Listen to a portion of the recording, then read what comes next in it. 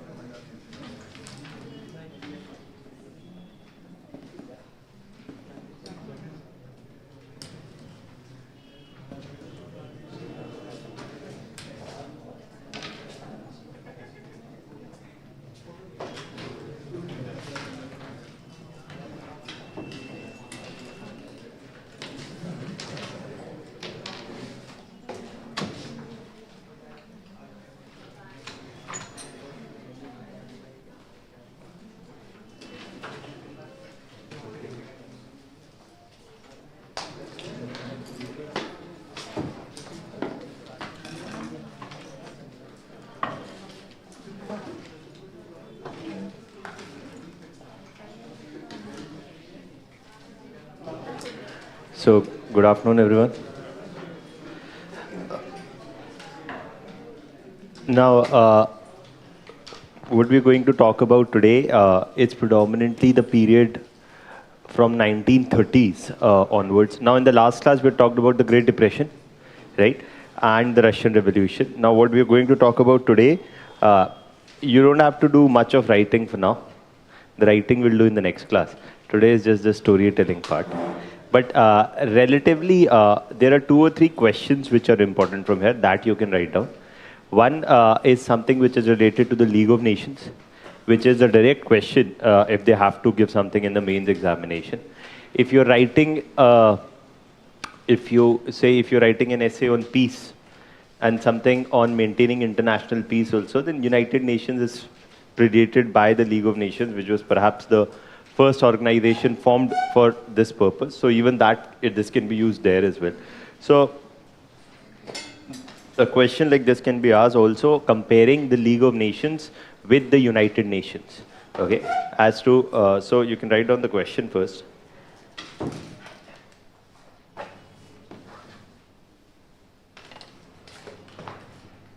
To what extent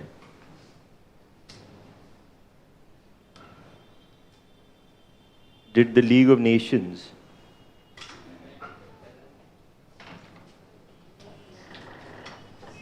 succeed in achieving its declared objectives?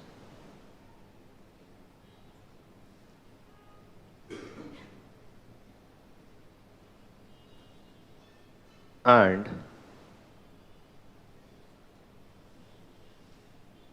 compare and contrast this with the working of United Nations. See, League of Nations was formed after World War I. As World War II began, or rather one could say come to an end, the League of Nations was dissolved and a new organization, which is the United Nations, was formed. So, and that was also formed with some similar objectives and even broader objectives than the League of Nations. So, direct question can come on League of Nations also, or direct question can come on United Nations also. And so, that is one thing that we must know. Another question: discuss the factors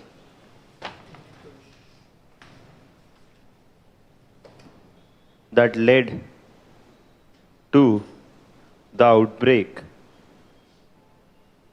of World War II and critically analyze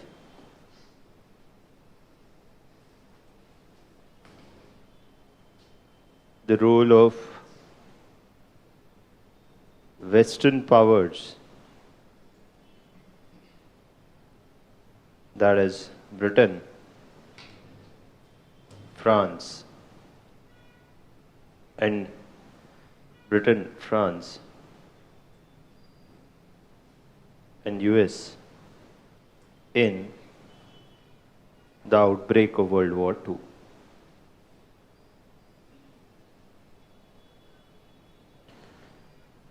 So that's another kind of a question that can be framed directly. So what we basically going to talk about today is firstly the period from 1930s to 1940s, and after that, and to how that led to the breakout of World War II. We'll write about it in more detail probably in the next class. I'm not that well today, so that's why I don't want to stress myself too much, but I didn't want to call off the class also.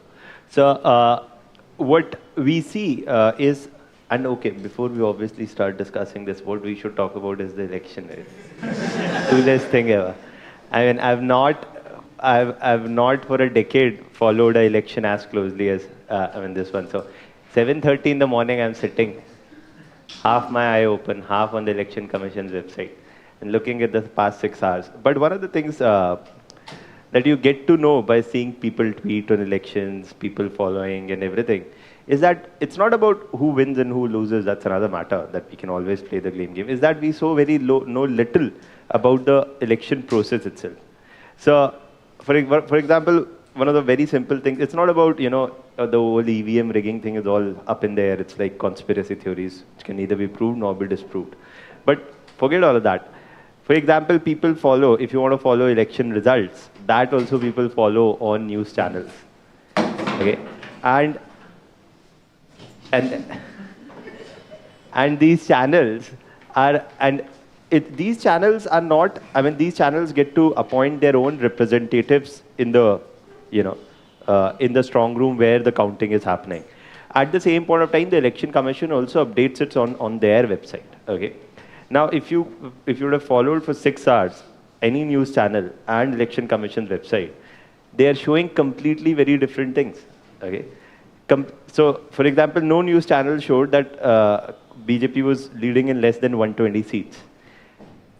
And Election Commission website never showed BJP ahead in 120 seats ever. Okay. So this happens why? This does not mean that the news channels are lying to you. This only happens because there is every constituency has a number of boxes. One box is opened. So just the very first vote is counted. And they say that this is leading. Okay. So that gives the impression that one is leading or the other is not leading. But if you look, and we normally, when we look at elections, at least we as relatively more educated individuals should not look at it like your probably 12-year son, or 12-year kid does. This one, this much, this one, this much. If you see, both the BJP and Congress have gained vote share from the last election in this election. Both BJP and Congress gained a bit more, BJP has gained a bit less. But despite an increase in vote share from 47% last time to 49%, almost 1.5 to 2% vote share increase, BJP has lost 16 seats more, roughly on at least 16 seats. So how do you see this? All of that is what is, probably the nuance, rather than, they had 116 in the last and now they have 100 or 101. And that is where the explanations lie for a deeper number of things. So, but uska to wo hai nahi. It's all about kisne kya kaha and all that, right? So that's there. Nonetheless, let's ऐसे ज़्यादा बात करना वैसे भी allowed नहीं है तो.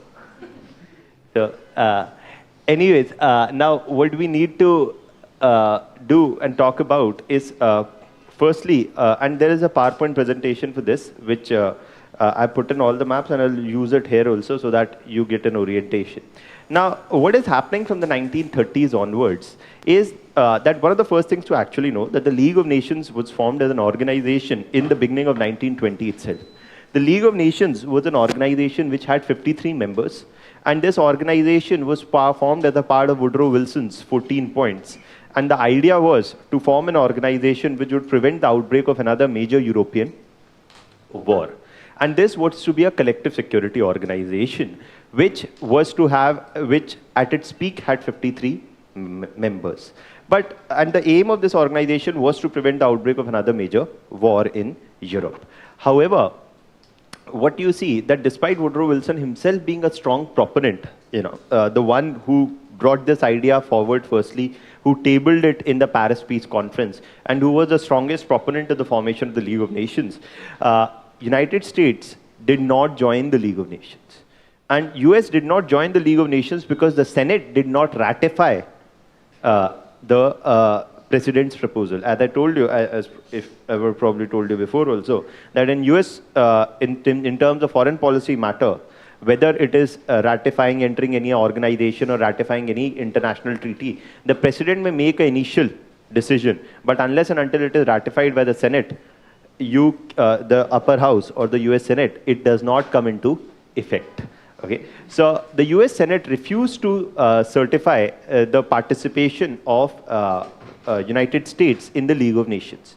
The League of Nations in this way was to be a transatlantic organization linking the Western European countries and United States in this, and US being one of the strongest powers and one of the foremost proponents was widely expected to join the organization.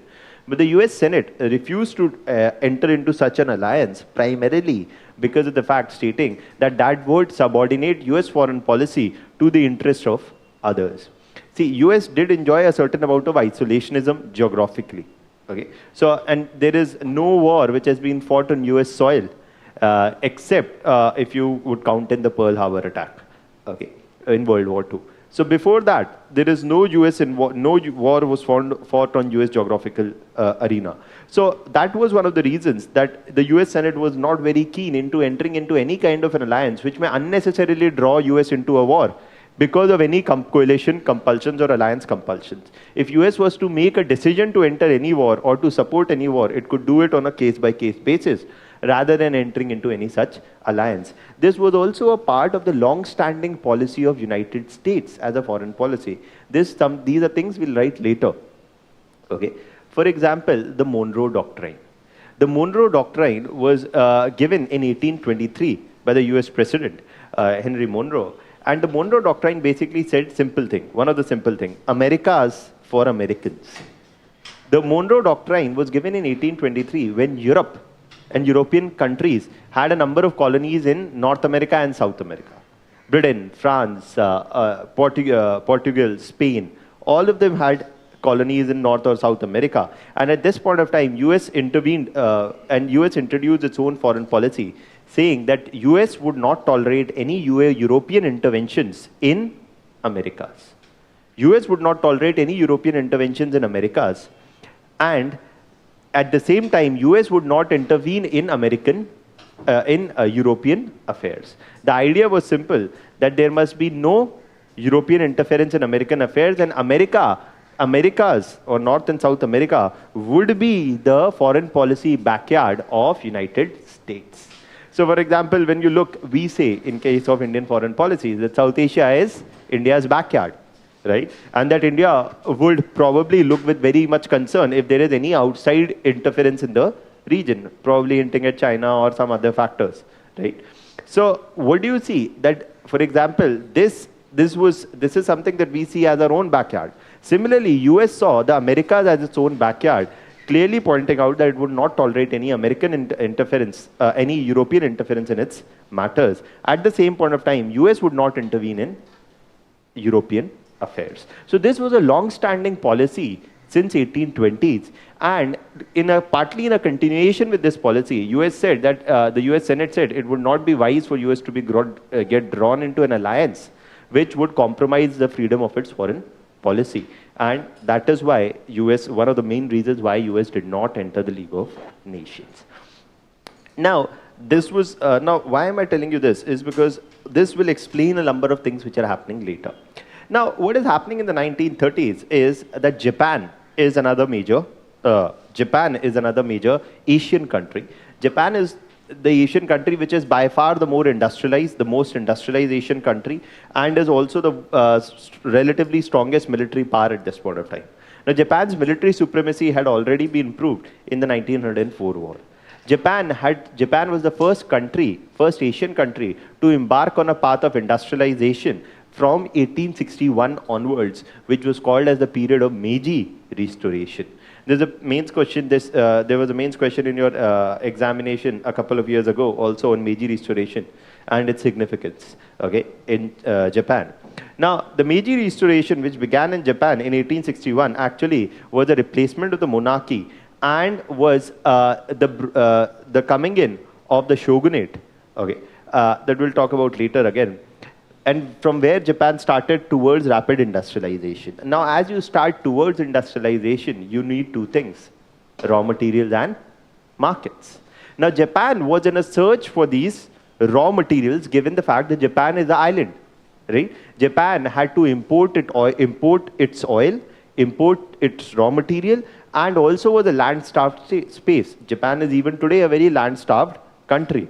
So Japan was looking for new colonies for raw materials, for setting up its industrial base, and also for exporting its goods. And this was reflected in the fact that Japan in 1904 also fought this war over the issue of Manchuria. And in 1931, finally, Japan is actually controlling the whole region of Manchuria. Now, what is Manchurian region? The Manchurian region is adjacent to Mongolia on the eastern coast of China. I'll show you a map where it's visible. So Manchuria was relatively rich in raw materials, something that the Japanese needed for their industries. So Japan in 1931 invaded Manchuria. Now, Japan's invasion of Manchuria was very important. Why? Because this was the first major transgression. This was the first major transgression that the League of Nations was supposed to speak up on or make up its mind on what to do. The question in front of the League of Nations was, the idea of League of Nations was to ensure non-aggression between member states or non-aggression between member states. So League of Nations had 53 members. One of the first tasks was to ensure that none of the members violate the territorial sovereignty of other members. And at the same point of time, if the members are attacked by any other non-member state, the League of Nations would come together in a joint effort. Now, Japan was already a member of the League of Nations, but Japan itself violated the territorial sovereignty and took over Manchuria. Now, at this point of time, the League of Nations had to make a choice of what is it supposed to do. Now, what you need to know, even United Nations, is that what happens is that if the League of Nations was supposed to do something, the League of Nations had two options: either to try diplomacy or to resort to the use of force. Now, diplomacy was the only thing that League of Nations resorted to, and that too very feebly. League of Nations simply issued a condemnation stating that Japan must withdraw from Manchuria. However, Japan refused to listen to any of the League of Nations statements, and rather itself, it resigned from the League of Nations. And the invasion of Manchuria happened. What is important is that the League of Nations took no military step to discipline Japan at this point of time. Now, the first question that's going to come to your mind is, sir, why is that this is happening? The reason for this is in the weakness of the League of Nations itself.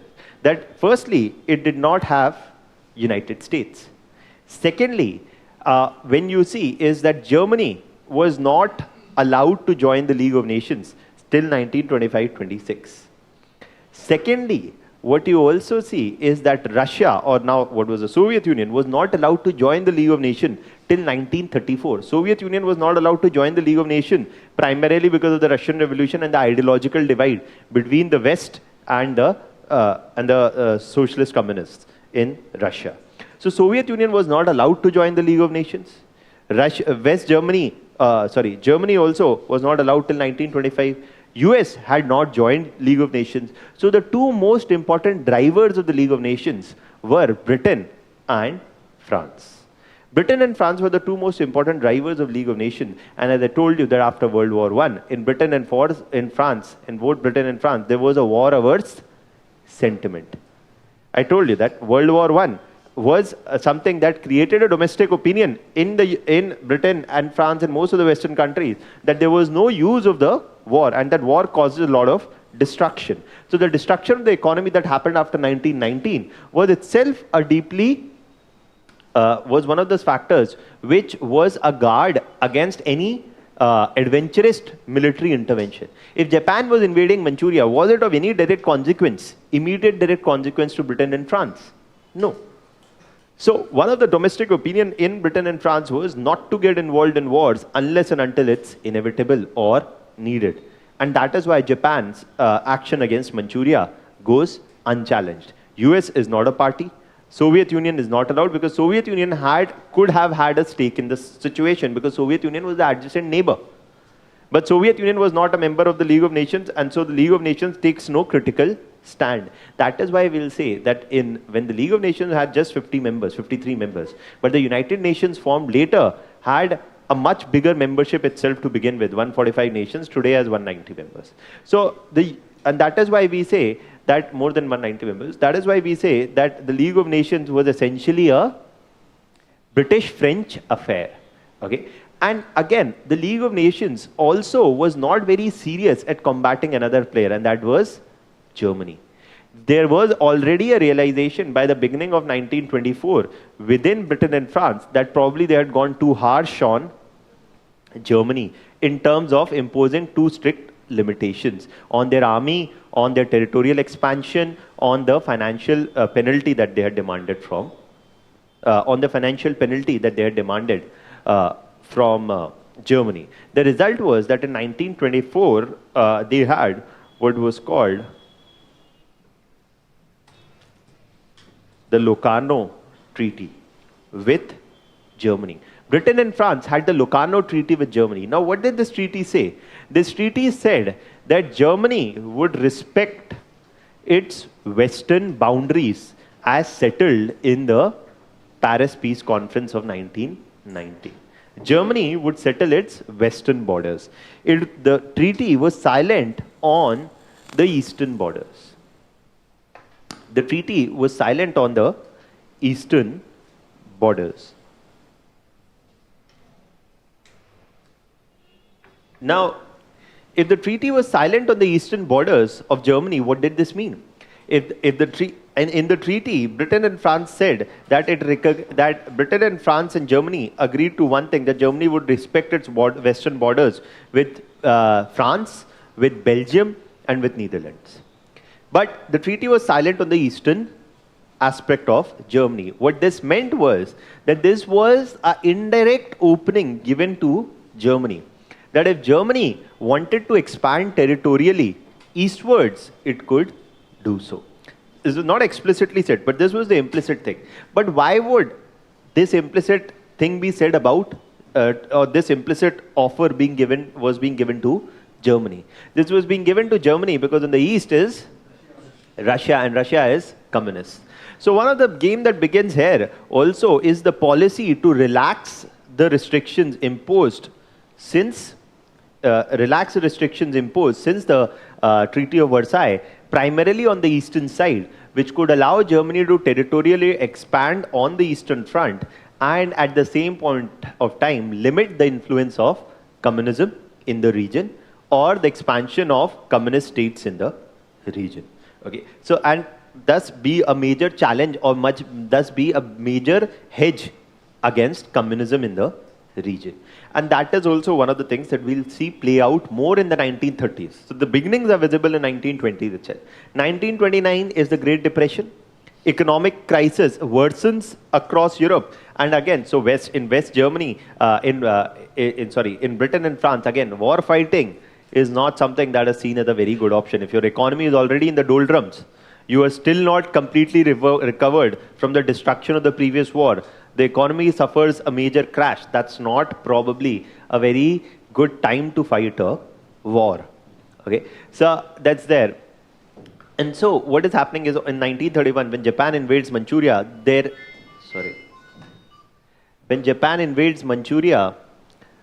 there is, except for some hue and cry, there is no decisive military action which is taken. And Japan's invasion of Manchuria goes unchallenged.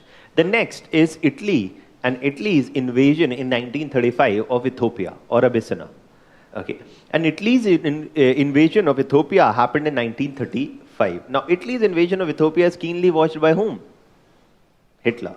Hitler has just come to power by 1934, finally consolidated his old emergency, everything. And now he is looking at Italy's invasion of Ethiopia. Now Italy invaded Ethiopia.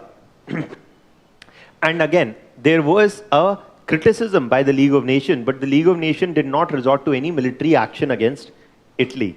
And again, the fact that the League of Nations took no decisive action against Italy was again a reflection of the fact that the League of Nations was probably not very serious in upholding its mandate, or it did not have the political will to back its word. Mere criticism was not enough to prevent Italy from invading Ethiopia, which it went on, and despite international pressure, continued ahead and completely took over Ethiopia as its colony in the region. And Mussolini's actions are closely watched by Hitler as soon as, and he's coming to power by 1934. By 1935, the first thing seeing Italy's invasion of Ethiopia, what he does is he starts increasing the strength of his army beyond 1 lakh. He started remilitarizing the Rhineland region, or the Rhineland region between France and Germany. He started reinstating the military in the region. This was a clear violation of the Treaty of Versailles. But the British and the French still took no actions. Now, in 1936, seeing Italy's takeover of the region in 1935, and by 1935, he's also starting the rebuilding of the German Air Force. The German Air Force, which is going to play a very important role in World War II, is again reinstated by Hitler, which all is a clear violation. Now, by 1937, what is happening are a lot of things. In 1937, and I'll draw a timeline in a while that you can draw. And by 1937, there are a lot of things which are happening. In Asia, Japan, after taking Manchuria, now has taken the eastern portion of China.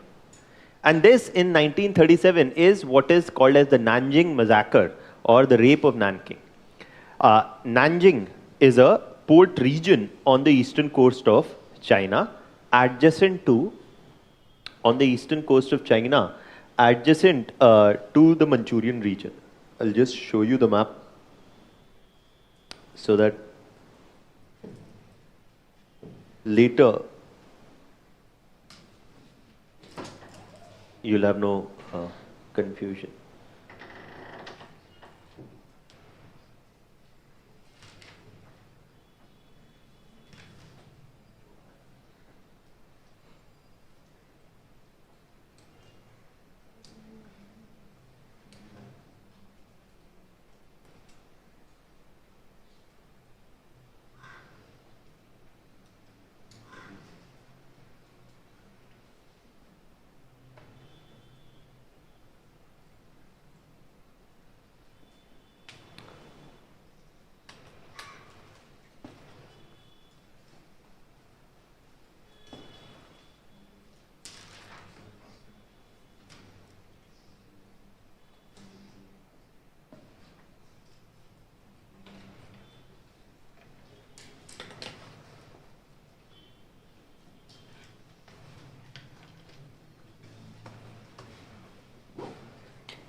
So, if you see the map, that's 1931 is the takeover of Manchuria, which is followed by in 1937 with the takeover of Nanking or Nanjing, both the names it's used.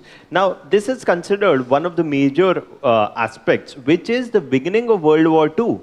When did World War II began? It depends on where you're looking. If you're looking at Europe, it's beginning with the invasion of Poland in 1939. But if you're looking at Asia, the whole process, one could say, began in 1937 or much before in 1931. You can go as back as you want. So there is nothing like, the war began when. Okay, so please don't ask that question that, sir, war kahan chalu ho raha hai? War to ho raha hai. Aapko jahan se manna hai, wahan se maan lijiye, chalu ho raha hai. Okay, so in Europe, it's beginning with, formally with the takeover of Poland, or around Poland, but here in Asia it had begun much before, from 1931, and then later from 1937 onwards. Now, what you see is, why is this happening is again because of the whole raw material thing and the search for markets. Now, why is this war important is because within a span of 2 weeks, And within a span of 2 weeks, more than 3 lakh Chinese people had been killed in this war. That's a huge number, given that Japan's army was relatively small, but they were brutal. At the same point of time, Japan was accused of severe human rights violations in this case, where a number of women, etc., were raped and children.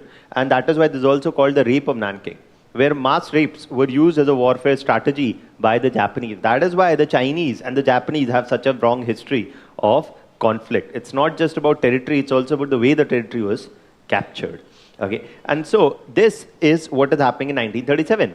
At the same point of time, seeing what is all happening around himself, Hitler has already started violating the terms of Treaty of Versailles. And what he starts from 1937 is again a quick violation even further. The first thing that he does in 1937 is unites Germany with Austria. Austria and Hungary had been separated after, had been split into two after the Treaty of Versailles. Now, and after the Treaty of Versailles, the Treaty of Saint-Germain, etc., one of the conditions also was that Germany would not unite with Austria. But Austria had a significant German-speaking population. Hitler's idea was simple. Wherever there are German-speaking people, we will unite them into one area. And that is what he does, is that he unites with Austria, or annexes Austria. The way you want to say it depends on from which perspective you are looking. That there was the Nazi party in Austria as well. The Nazi party in Austria supported the unification with Germany, whereas the Western powers termed this as an annexation, even though there was a certain amount of constituency in Germany which supported this, certain amount of constituency in Austria which supported this unification or annexation. It's one and the same thing. But more importantly, again, the League of Nations takes no actions. Austria is where? Austria is not on the western border. The next thing that Germany now decides is to take over what? Is to take over the Sudetenland region of Czechoslovakia. Now, Czechoslovakia as a nation was formed also again after 1919. And it had, and this Czechoslovakia region was, in the Czechoslovakia region, you see the western portion of Czechoslovakia was adjacent to, the western portion of Czechoslovakia was adjacent. You can see this. This will explain.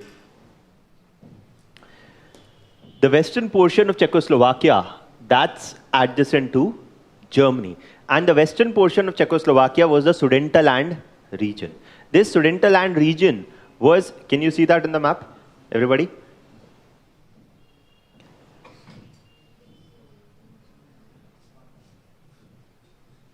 That's the Sudetenland region. The western portion of Czechoslovakia was the region which was, again, German-speaking population and was willing to unite with Germany, and more importantly, Hitler wanted to take it. So Hitler announced this decision that he would soon want to take over of the Sudetenland region. But Czechoslovakia as a nation had been formed after the Paris Peace Conference with an assurance from Britain and France. At this point of time, if Britain and France were not to say anything, even on a takeover of part of Czechoslovakia, then that was a huge credibility gap about the foreign policy of these countries. And that is why you see that a conference was held. The conference said, and this was the Munich Peace Conference. The Munich Peace Conference saw Hitler, saw the British and the French prime ministers sitting together to probably chalk out peace and settle the question of Sudetenland of the Czechoslovakia region. Now, and this is what Jawaharlal Nehru called a great betrayal by friends in the foreign policy arena and in the context of Czechoslovakia. That rather than securing and rather than pushing in troops or any kind of a resistance to secure Czechoslovakia's border, Britain and France convinced, or rather told coldly to Czechoslovakia that you should give over the Sudetenland region to Germany. And Germany should in return give an assurance that there would be no further annexations that would happen.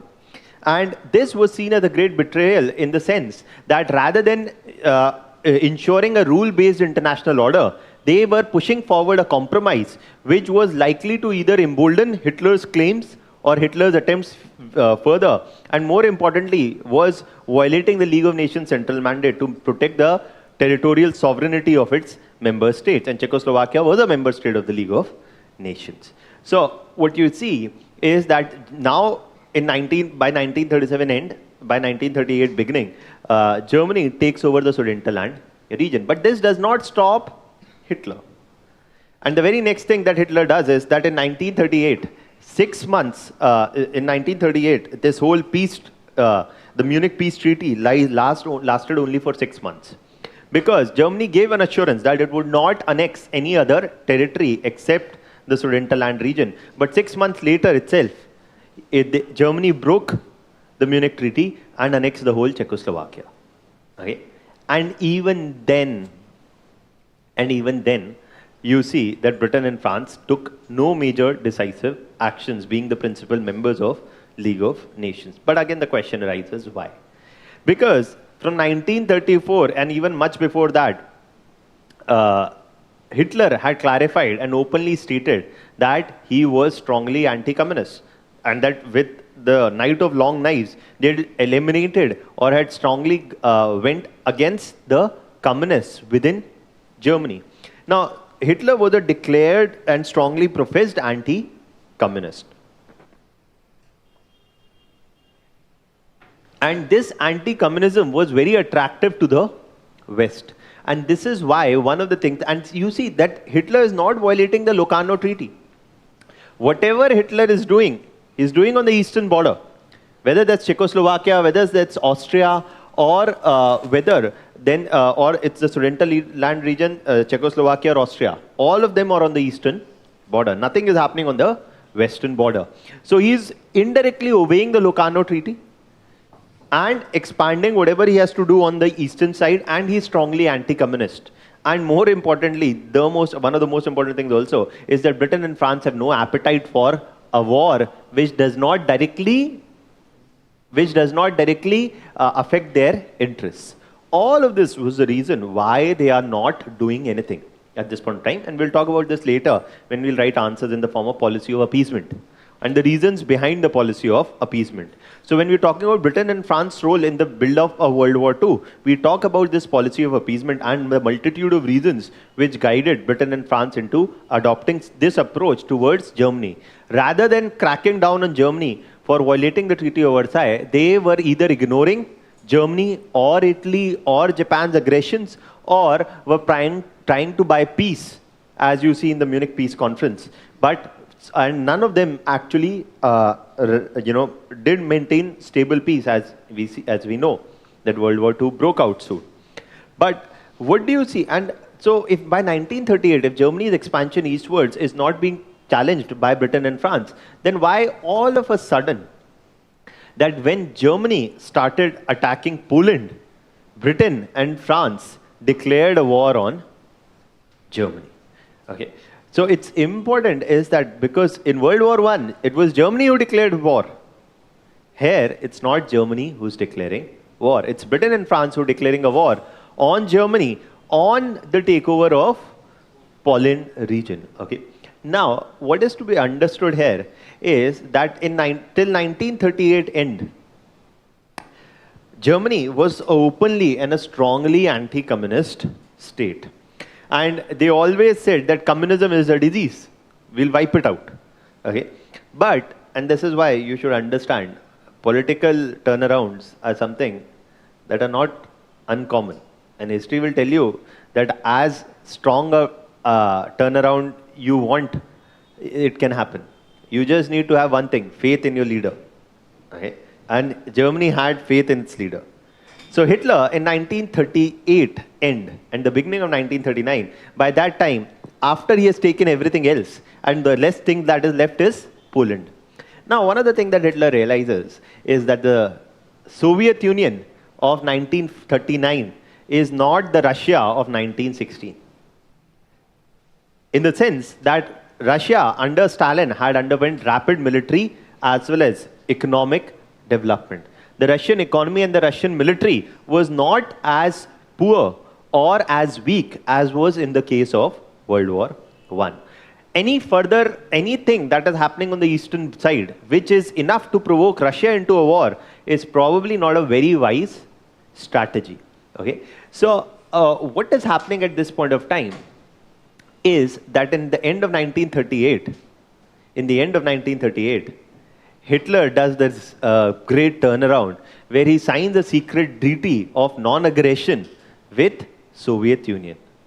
A treaty of peace and non-aggression he signs with the Soviet Union, and this that Britain and France feel betrayed. Britain and France feel betrayed because they had reared or allowed German expansion because they were strongly anti-communist. This was like, हमने आपको पाल पोस के इस दिन के लिए बड़ा किया था कि you go and sign non-aggression pact with Stalin.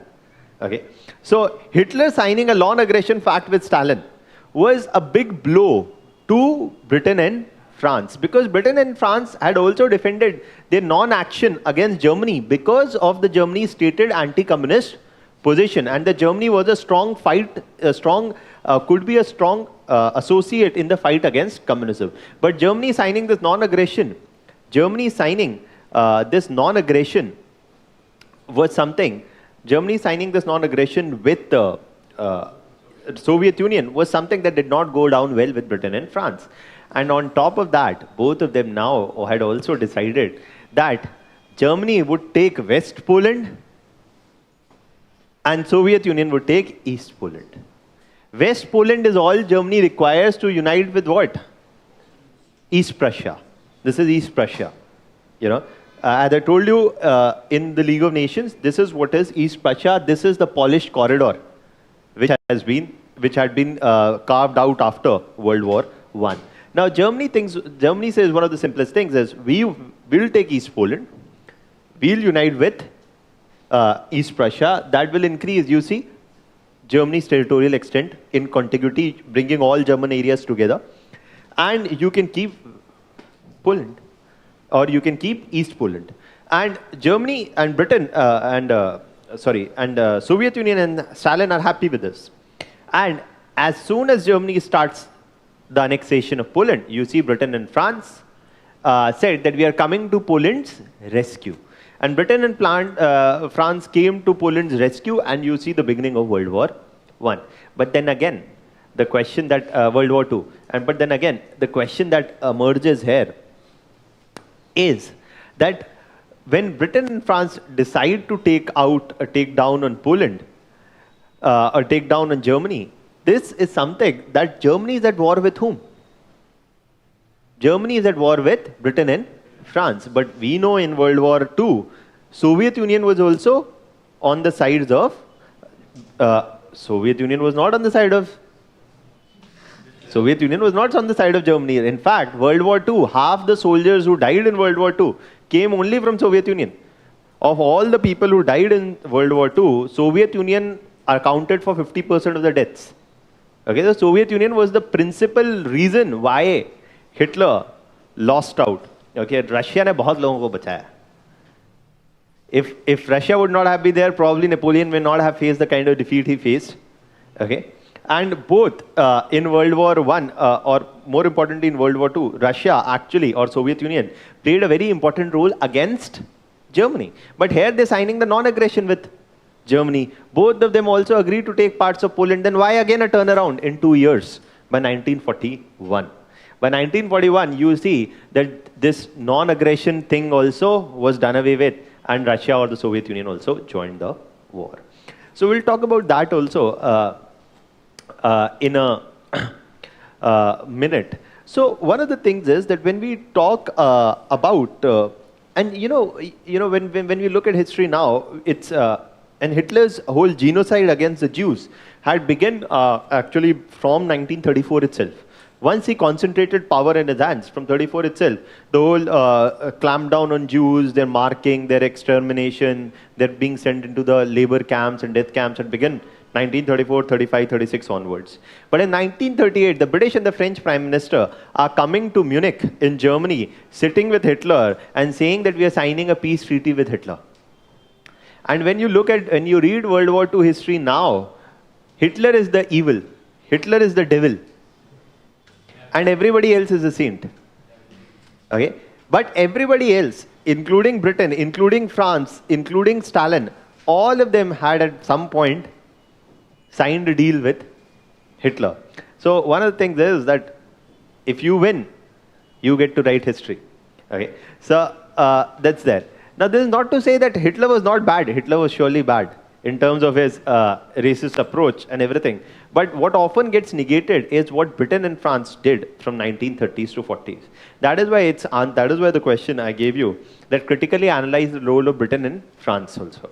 Yes, one of the key reasons when we write about reasons of World War II, we'll write about the aggressive agenda of Germany, but we'll also write about the passive approach of Britain and France, the failure of the League of Nations, the pursuit of a policy of appeasement, and significant violations that happened throughout the 1930s but were unaccounted for. All of this emboldened Germany, and in 1936 itself, Germany and Italy and Japan had formed what was the Axis.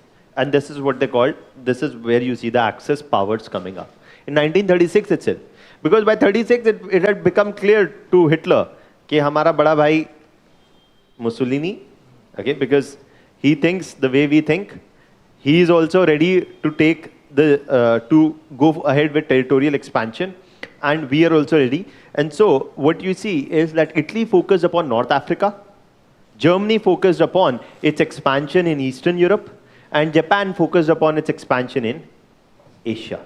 Okay, and Japan gave the slogan Asia for Asians. Okay, so that is no other power except Asian power must rule Asia. So all of this is giving, and where you see is the breakout of World War II with this. Now, what is happening in World War II? Let's talk about that as well. Okay, and then we'll write some broad things as a timeline so that you have all the events in a timeline manner. When the war breaks out, the war is on the Western Front. But when the war breaks out, the war is on the Western Front, not initially on the Eastern Front. Dekhiye, in World War I, the war broke out on both the Western and Eastern Front. That was one of the bigger challenges for Germany to handle. Now, the war is happening only on one front, and that is the Western Front to begin with in 1939. At this point of time, Germany starts, and if Germany was facing the war only on the Western Front to begin with, it was relatively easy for it to handle the situation. Within a span of 9 months, Germany resorted to the use of its air force that it had started building up from 1934-35 itself. And within a span of 9 months, you see that they resorted to what was called the Blitzkrieg. The Blitzkrieg strategy basically was a very simple strategy. That firstly, the fighter planes would carpet bomb wherever the armed forces have to move in. So first the Air Force would clean the area by a mass bombing in that territory, and then the army would move in quickly to take over the area. And that is something that they resorted to, and within 9 months, they took over France, they took over Belgium, and they took over Netherlands. Meaning that they had almost a complete control of France at this time. Now, by 1940 mid, इसको आप Indian history से आप relate कर सकते हैं more. By the mid of 1940, now France had been undone by Germany, and now became what was one of the most famous battles, and was called the Battle of Britain. Okay, mid 1940 to 1941, for 10 months or 12 months to be more precise. You see that and अगर आप थोड़ा सा भी आपको interest है, जैसे आपने वो पिक्चर देखी होगी, yeah, Dunkirk, but that's about World War I. But that's probably what is important to know is that in terms of dogfights, this was considered the beginning of the dogfights in terms of the Air Force. And you see, this was the Battle of Britain was considered, आपने वो T-shirts देखी हैं? Keep calm. That T-shirts or that whole thing started in the Battle of Britain. 1940 was the Battle of Britain, where the German Air Force or the Luftwaffe was pitted against the Royal Air Force. And this was considered one of the major battles, where in 10 months, left, right, center, Britain was being bombed by the German airplanes. London was continuously being bombed by the German airplanes. and the Royal Air Force was putting up a good show, but it was clear that it was not able to prevent the constant onslaught from Germany. That is when the Queen issued this statement, keep calm. And that is where you see that they had put in a number of public posters to appeal to the people and make them realize that they're not losing the war.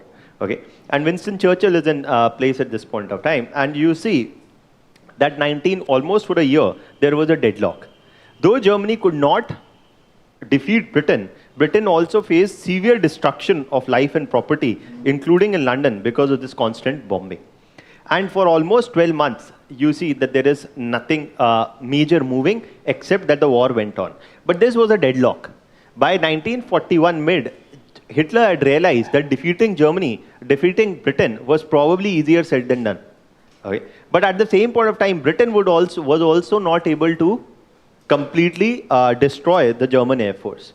And now Hitler says that we already have France here, Belgium, Netherlands, and that much nobody is taking away. The stalemate is over Britain. तो हम Britain को बाद में निपटते हैं. Right? So let's stop here. They said that let's stop the bombing. And you see that once this bombing stops, he says, let's go where we are supposed to go more.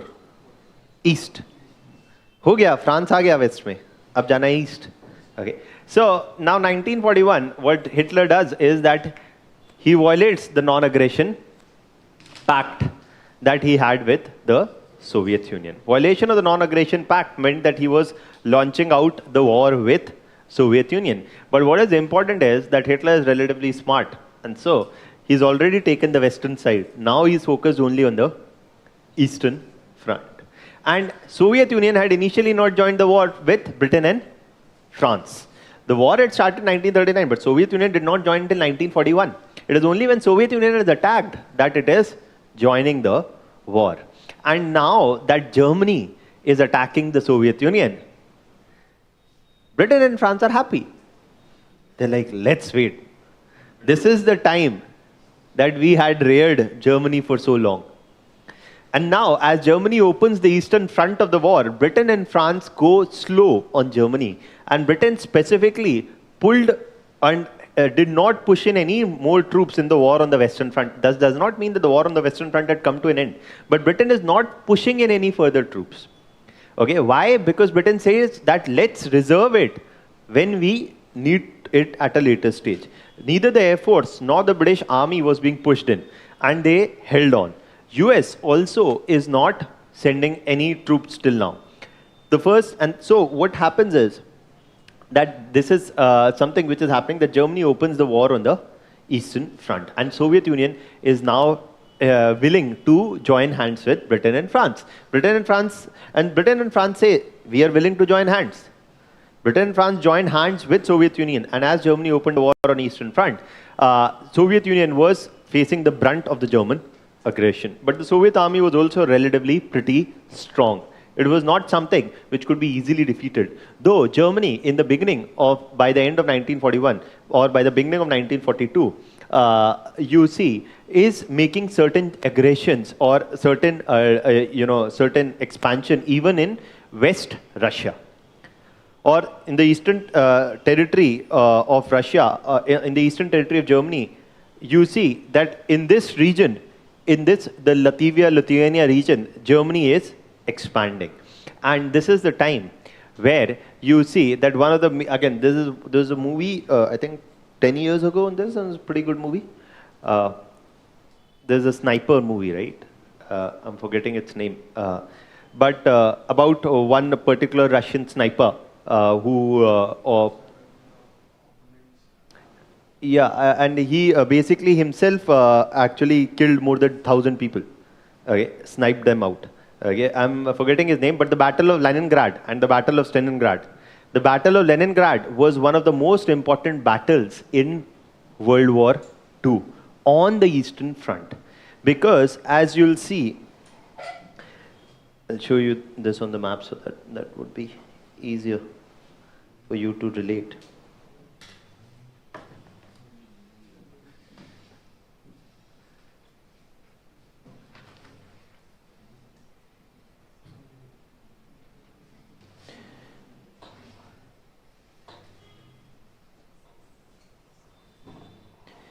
So if you see the German expansion as it started eastward, you see the Battle of Leningrad. This was the most important battle on the Eastern Front, after which Germany started suffering a decline.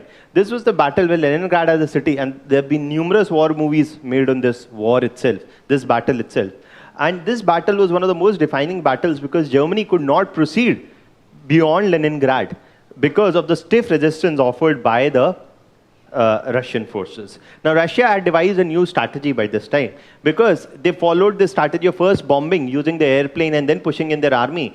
So the Russian army had devised a very simple way, an ingenious way, and that was the hugging exercise. The simple idea was that stay as close to the German troops as possible so that if the German bomb, the Germans kill their troops as well as the Russian troops. And again, one of the reasons why Germany actually got defeated on the Eastern Front was because of this hugging exercise. Secondly, because even Russia's or the Soviet Union's army was not a small army or not a weak army at this point of time. And thirdly, also because of the Russian winters, which broke the supply lines of Germany to Leningrad. And that was enough to starve off a number of German soldiers. So all of this became a reason why Germany could not proceed on the Eastern Front.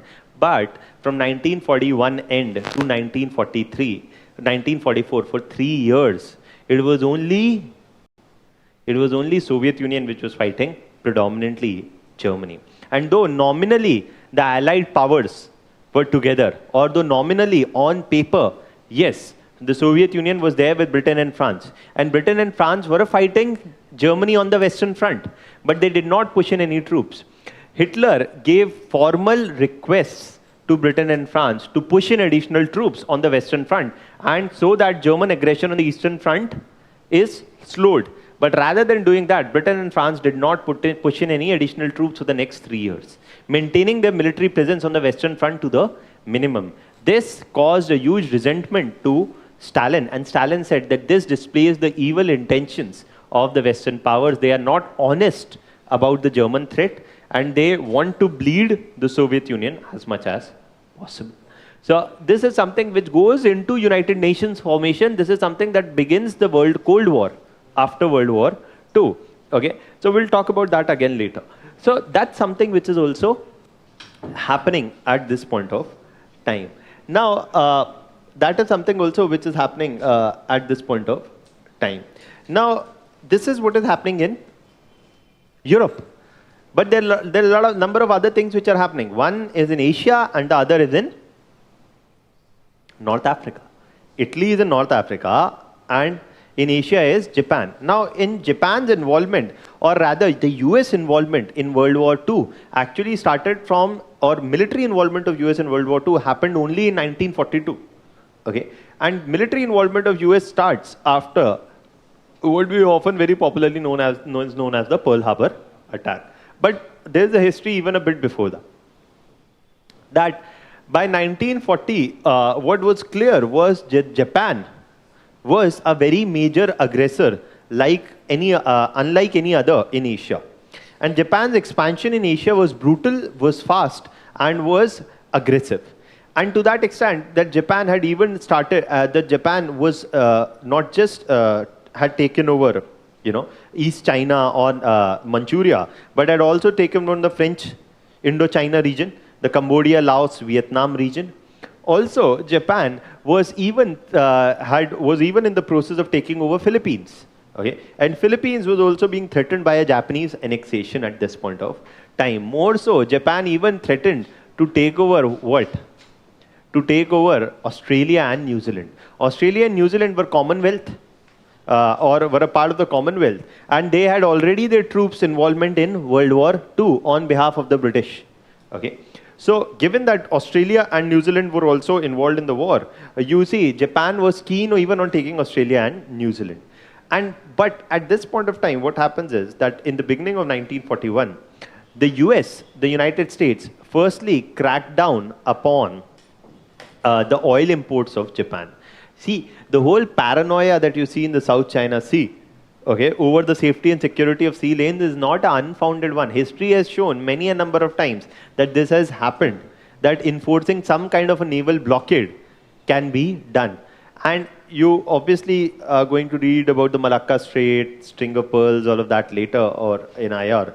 But what you see is that if the Malacca Strait is a major choking point, right, that is there in the Pacific region, what is to be understood is that on the East Pacific, okay, which is the Pacific Ocean region, in the middle of Japan and United States, you see Japan's oil imports used to come from that route. And majority of Japan's oil imports used to take the route coming through the Pacific Ocean, not through the Indian Ocean, but through the Pacific Ocean. And US enforced a blockade on these oil supplies to Japan. And Japan, being obviously completely dependent upon imports, saw this an act of aggression and as a call for war. And so this was primarily done by US to slow down things, aggression of Japan. But Japan saw this as an act of clear aggression, because enforcing an economic blockade or any kind of a blockade is an act of war. War does not mean only when you fire weapons. Okay, so that was an act of aggression, and Japan said that we will probably send a message out to United States that this would not be tolerated. And probably this was the only time in world history in the past 100 years that you see an attack on US bases. That the US naval bases on December 7, 1941, the US naval bases in the whole Pacific region were simultaneously attacked by the Japanese Air Force. And this, for example, the Guam Air Base, and also, for example, this Pearl Harbor Air Base at Hawaii, all of them were simultaneously attacked. And though the Pearl Harbor received the largest attention, because this is the largest, because in which the largest number of civilian and the soldiers died, that is where you see that this is the justification given by the US Senate for a full-scale launch of military operations against Japan. US major involvement of troops was not in Europe. US major involvement was in Pacific. Okay, it's not in Europe. In Europe, their involvement of troop is only after 1942, and that too is marginal. But in Pacific, their troops were involved. And this is what is the island, and you see that now one of the things is that what is happening in the Pacific is one of the biggest battles. देखिए आपके exam के लिए, if you have to write answers, you must know 1 or 2 major battles on the Western Front, 1 or 2 major battles on the Eastern Front in Europe, 1 or 2 in the Pacific region, and 1 in the North Africa region. That's more than enough. आपको battles के नाम याद रखने में कुछ prize और number नहीं मिलने वाले. It's just that you have to broadly know. Okay. So in the Pacific, you see the Battle of Midway. Midway was midway between Japan and US. Okay. So the Battle of Midway was one in which the Japanese Navy was thoroughly challenged by the US Navy. And this is the battle that is happening in 1942-40, by 1943. And I'll just show you that on the map. Then it will become clear. Okay. So,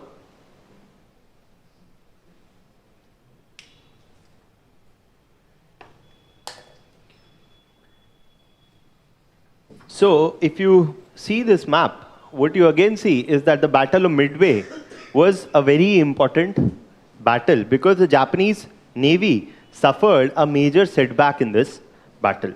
Now, Japan had followed what was called the island hopping strategy. The understanding and the approach was simple. Take one island at a time. Now, one of the things is, why are these islands important? These were islands. You know, for example, there are a number of islands there. Okay, and all these islands, most of these were uninhabited, or very few people lived. And it's not that they are annexing it for oil. Okay, वो economic वाला aspect अलग है. Lekin why they are very keen on getting a control of these islands, both Japanese as well as the Americans, is primarily because no bombers at this point of time had the range that they could go from Japan, say, to the Americas, or no American bomber could go without refueling to Japan. So one of the things was that they needed islands in between where they could establish their military base, could do refueling, could maintain troops as well as the naval section. So that is why they had huge strategic importance if anybody wanted to dominate these ocean the Pacific Ocean, one had to have the control of these key islands. Okay, so that is there. What is happening at this point of time? So Japan was trying to take control of these islands, and so was the United States. US adopted this strategy of island hopping, trying to take back the control of one island at a time from Japan. And you see that this is something that goes on from 1942 to 1945. Okay, so that's something which is going on in the whole Asian theater of the war. Finally, what is happening in the last theater of war? Three theaters are there. One is the European theater of war, one is the Asian theater, and the other is the North African theater. In the North African theater of war, the war is over what? The war is over Egypt, the Battle of Egypt. Okay, that in Egypt, in North Africa, there was a key battle that was going on between Italy and the Western powers. And this is predominantly because Britain had a colonial presence in Egypt. And Egypt was adjacent to whom? Map देख लिया करिए, उसका जरूर देखिएगा. देखिए, one of the things is, I'll tell you, is जितना भी आप IR में जो भी पढ़ रहे हैं, उसके maps जरूर देखते रहिएगा. Because it's, and I'm very sure sir आपको दिखाएंगे भी obviously. But आप खुद भी सर देखिए जो क्लास में हो रहा है उसके ऊपर आपको जो करना है वो यही है कि जो क्लास में उसको और डिटेल में जाके देख लीजिए. So because if you look in your prelims examinations, a number of these questions which have been asked in map manner, indirectly or directly, is only about strategic areas, etc., which is important for you, has been in discussion in IR, but आप कभी map नहीं देखते. Repeatedly question about, twice there has been a question about the whole Syria map, something around Syria and Israel. Okay, so they don't ask you questions. They're never going to ask you a mains question on what is India's stake in Syria. The question may be about West Asia in general, but in prelims they can ask you this.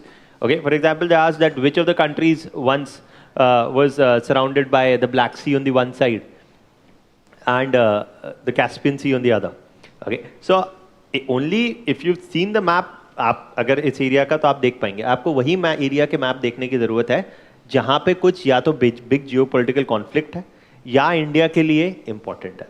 Prelims examination 2014 map based question जो था वो ये था. What was the question? The question was arrange the 3 cities in the Malacca Strait in order from north to south or south to north. यही question था. आपको Malacca strait इसलिए important because of string of pulls. So anyways you would know if you. वैसे ही एक area जो मैं आपको बता रहा हूँ जिसमें आ सकता है प्रीलिम्स से question in the next year is also of the central Asian region. आपको कुछ नहीं पता, आपको वो बोलेगा ना कि कंट्रीज बता दो सेंट्रल एशिया में कौन सी है. That is, for example, they can ask you this question also there, that which of these countries are landlocked countries in Central Asia. Okay? So yeah, I mean because that's strategically also important for India. India has a connect Central Asia policy also, जो आप obviously पढ़ी लेंगे वो जो भी है. So what I'm saying is do that much. It does not mean कि आप अफ्रीका का मैप उठा के बैठ गए आज तो पढ़ ही देना है. Okay, so that is not the approach. Now, so when you see the African map, you see Africa's neighbor is Libya. And Libya and Egypt both were involved in this battle. Where on the one side, Egypt was where was the presence of Britain, and Egypt also had what was the Suez Canal, which is obviously strategically very important, right?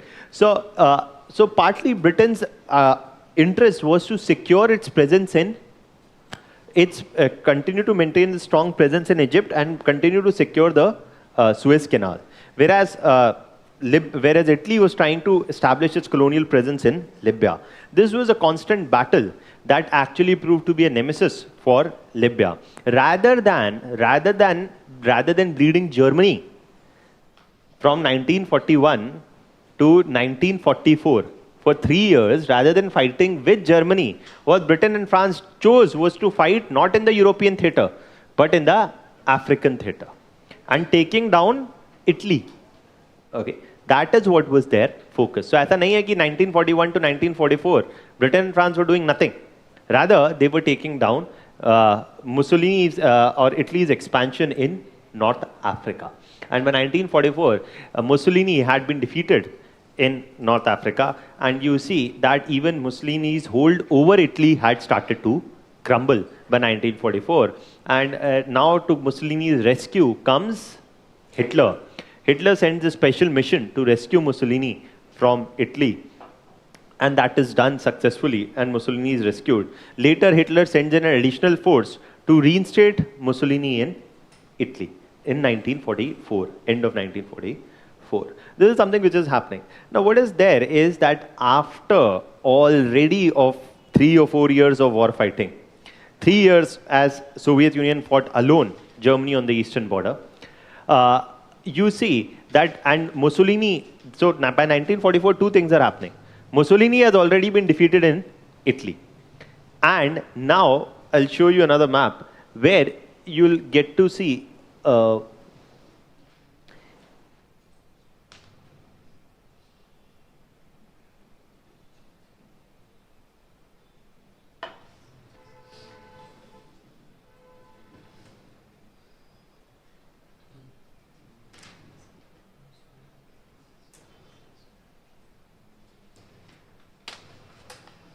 okay, I think that map is not there.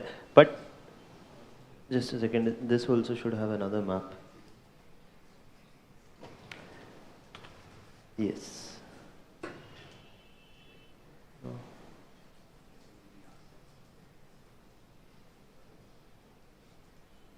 Okay, this does not have that map. I'll show it to you later anyways. But what do you see?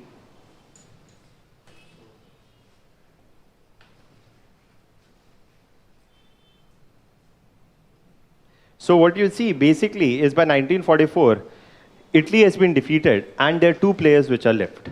It is Germany and Japan. Now, after taking over Italy, what happens is, and this is something that you can see, that after taking over Italy, so if there is Britain here, there's France here, there's Germany here, there's the Soviet Union here, and there is Italy here. Once Britain and France, so already Germany and Soviet Union were in a constant battle here. Now Britain and France chose not to open the Western Front or not to push too much with the Western Front, rather to take up Italy. And once they took up Italy, by 1944, already the German forces had been weakened, primarily because in the Battle of Leningrad, in which they suffered a lot of reverses.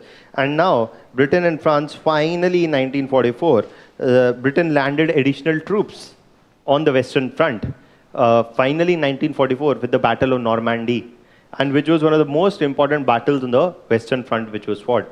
Britain pushed in additional troops, US pushed in troops, and you see, now they are moving in troops from here, they are moving in troops from here, and obviously the Soviet Union is pushing from here.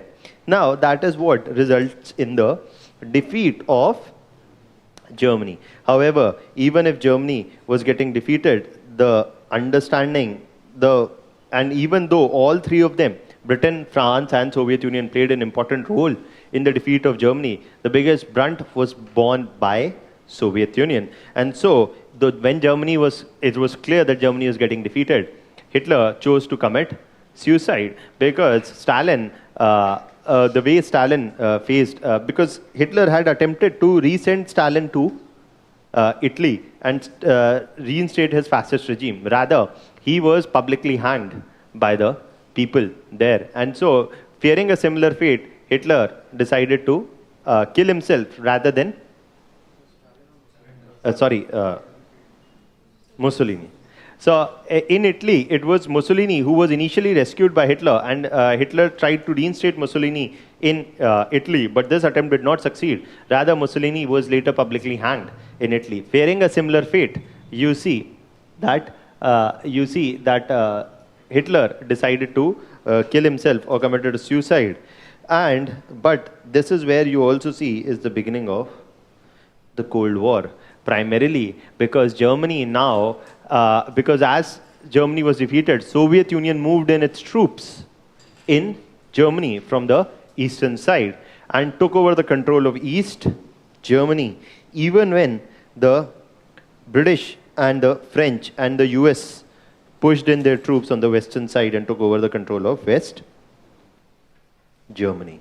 So that is where you see that as World War II ended, another conflict was seen to be brewing. And that is why you see that Germany was split into two, West and East Germany, by the end of World War II itself. In Japan or in Asia, the war came to an end primarily because by 1944 end, Britain and France and Italy had been defeated. But Japan, even though it was also on a back foot in Asia, primarily because of US involvement in the war, Japan did not surrender. And the Japanese were famous for this, that the Japanese would not surrender. That the idea was simple, was to fight till the end, and if the defeat was imminent, then not to surrender but to kill themselves. So the Japanese also had this practice. I'm forgetting what its technical name is, but yeah. So this was their whole practice, that they would stab themselves and in one go kill themselves rather than surrender. Okay. So the Japanese were not surrendering, and this was given partly as an explanation for the US bombing of the Hiroshima and the Nagasaki to finally force Japan into a surrender. But there are a few other explanations as well. The other explanation was that as World War II came to an end, the US wanted to also, this was also the first major time that US was testing its Manhattan Project, or the nuclear bomb that it had managed to make. At the same point of time, US wanted to send a message to the Soviet Union that what is happening in Germany is probably not a very nice thing. That it was a message which was being sent off to the Soviet Union, that the Soviet Union should not have any ideas, or should not entertain any ideas that it could call the shots in Europe. Okay, and why this is important is because before the Hiroshima and Nagasaki attacks, this was unparalleled in the sense that if anybody had this weapon and the other side did not, then the victory of anybody who possessed nuclear weapons was certain. So to that extent, this was the most defining use of technology here, which would establish the military superiority of US. And if it was a reflection of the military superiority of US, whatever is going to happen in the peace conferences could not be done without US consent. So US use of these weapons in the war was to also provide a statement that any further discussions in the peace conferences would have to be with US approval. And that is why with the development of these weapons, you see that the Soviet Union also quickly embarked on increasing quickly embarked on developing its own nuclear weapons. And by 1949, it managed to make the nuclear weapons. One of the reasons why wars, or why post-World War II wars remained cold or did not get hot, is nuclear weapons, in the sense that if both the sides both the sides had access to nuclear weapons, then that is mad or mutually assured destruction. Something जो आप पढ़ेंगे या nuclear में या IR में, Indian जब आप for example, one of the important topics that you will anyway also talk about is non-proliferation. Okay, that the simple thing is that what had now happened was that deterrence lied in nuclear capability. That if US could dictate the terms because it had access to nuclear weapons, then the Soviet Union needed to equalize. If it could not, then US would dictate the terms and Soviet Union would have to take it. Or the other thing was risking a conflict, and a conflict would usually be in favor of United States because it had the nuclear weapons. And if Soviet Union had the nuclear weapons, it could have an equal say in negotiations. Or equal का मतलब ये नहीं कि exactly equal, but they would have a major say in the negotiations. Also, there was no need to be browbeaten by the United States into submission, because there is, and because in case of outbreak of a conflict also, there is equal availability of the destructive power. So that's also one of the reasons why wars remained cold in the Cold War era. Not the only reason, but one of the reasons. So this is all which is happening at this point of time. Now, that much is there. Now, any doubts still here, firstly, that you want to ask, or anything that you want to ask till here? Now, we've only talked till now, okay, we've only... During World War, Russia was defeated earlier Huh. from Japan. So what was that? Russia was? Russia has Japan. Oh, okay, 1904. What was that? Whoa, okay. So the 1904 question, so what he's asking is that if Russia had already lost in 1904 to Japan, what was that question about? The 1904 question was predominantly about, again, the issue of Manchuria itself. Okay, and it was not just about Manchuria, but it was also about the islands. And these islands were also a point of discord between Japan and Russia. These are the Saskatchewan. These are another set of islands which are there. That is not a no more point of context. But these islands, I'm forgetting the name, but these were the islands, both Manchuria as well as a group of islands between Japan and Russia. Also was a matter of debate. This was also in news almost a decade earlier. Almost 10 years back also, this was in news. But that was what was the major point of discord. Manchuria, though Japan had managed to grab on to some parts of Manchuria in 1904, and more importantly, Russia's reach in the region was taken out. But the full-scale expansion in Manchuria happened only in 1931. Okay, that was there. Anything else? What caused the we'll talk about that. I mean, what caused the formation of East and West Germany? That is something that we'll talk about in more detail later as a consequence of World War II. That's something that Aram se baat karenge, because there are many other factors as well. So that's there.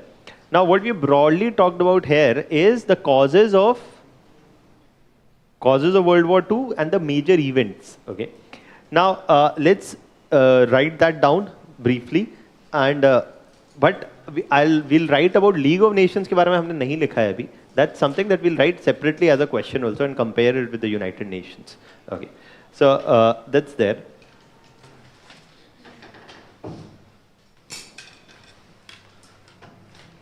Charge नहीं हो रहा है. So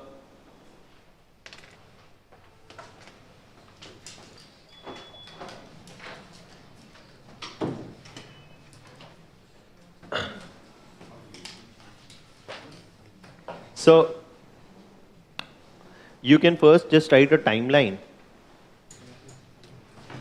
for the 1930 to the 1940 period.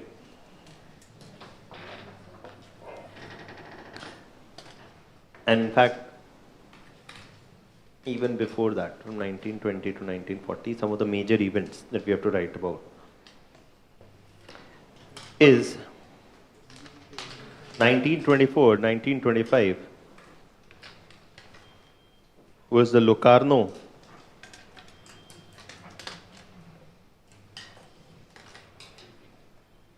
Can somebody tell me what is the final score? I'm just curious. 51 won. 51. Are the Leading on. no, not leading. Fine. 51 won by BJP. and by Congress 30. 39. 39. So that, I mean, you see that since you got to think about it, that why for 6 days, firstly, why do we have exit polls? If everything has, what is the, these are the questions to think about. Why do you have exit polls? The result has already been sealed, right? You should probably have you can obviously have reporting, but you obviously know that obviously pre-polling these polls are banned. Why? Because that influences the mind of the people, right? Obviously, it may influence the voting pattern. If you know what is happening in one phase, it may influence your voting pattern in the other phase or etc., right? That is why the Election Commission is banned, right? The pre-voting, exit polls, etc. But why would somebody have post-voting exit polls? Or why would the Election Commission not ban that? What is the relevance of a post? What do you think is the relevance of a post-voting exit poll? To what soft? I mean, for example, what is going to change in 6 days? Preparation for celebration. Preparation for celebration. So, see, that is the question. I mean, this is something that needs to be asked more pointedly. Is that if the exit polls after voting are serving no purpose, what it does is that it already creates a impression. Okay, so that if at all some, you know what? So one of the things what is a democracy based on? A democracy is only based on trust. 52-49. Pardon? 52-49 next. See, this is what I was saying. There's one person that I follow on Twitter, and he has been, I don't know where do these people get the information from, but he has been saying that constantly from past 3 days. And today also, if you see his tweets, he's saying at 1 o'clock that the counting has not happened, the results are not being declared because the counting process is still on. The leads are nothing reflective of anything, and you will see the fight will go on till the evening. Okay, but from 10 o'clock in the morning, every media house is only saying one thing, that the BJP has won a comfortable majority. Okay, and that is why if you see the vote share, because if BJP's vote share is also increasing, and the Congress vote share is also increasing, and BJP is almost a 49.1% vote share from 47% in the last election. If there's a 2% vote percentage increase, how can then be a seat decrease? So the math has to add up, okay? And if it isn't adding up, one has to look at it more calmly. That does not mean that there is rigging. It does not mean that at all. Because even that is possible. Even with a decline in vote share, you can win more seats. That's also possible. Possibilities are there. But rather than doing that, news channels in India, they've gone to the dogs. Okay, I mean, they're bad. Now, okay. Now, one of the students asking a question, if US has waged a war against Japan, why is Japan now dependent upon USA for military help? Now, this goes into post-World War II. What is happening immediately after that? That's something that we'll talk about later. What happens is that after this, after the US bombing of Japan, US enforces on Japan a constitution by which Japan would not be allowed to have an army again. And that is a fresh drafting of the Japanese constitution. And Japan and US is dictating the terms to Japan in the drafting of this constitution. That is why Japan drafts this pacifist constitution after World War II. And Japan drafts this pacifist constitution after World War II, because of which Japan is not allowed to have an army of its own, and US says that it will provide the military assistance. And why is US saying this? Why is US not? When you see that US is not allowing Japan to have its own military, it reeks of revenge. This reeks of what? World War I. After World War I was done to Germany. Germany was not allowed to have its own military. But there's a big difference. That even when Japan was not allowed to have its own military, US gave extensive aid to the Japanese to reconstruct the Japanese economy, so as to ensure that Germany, the fate that Germany had followed after World War I does not become the fate of Japan. Okay? So, and US pushed in large amounts of aid in Japan, primarily to reconstruct the Japanese economy, tied to the American economy by the whole globalization and the free market thing. The biggest deterrent between the US and a China war is that US-China bilateral trade is $500 billion. Okay? $500 billion is as good as, I don't know, 5 times India's whole trade with every other country put together.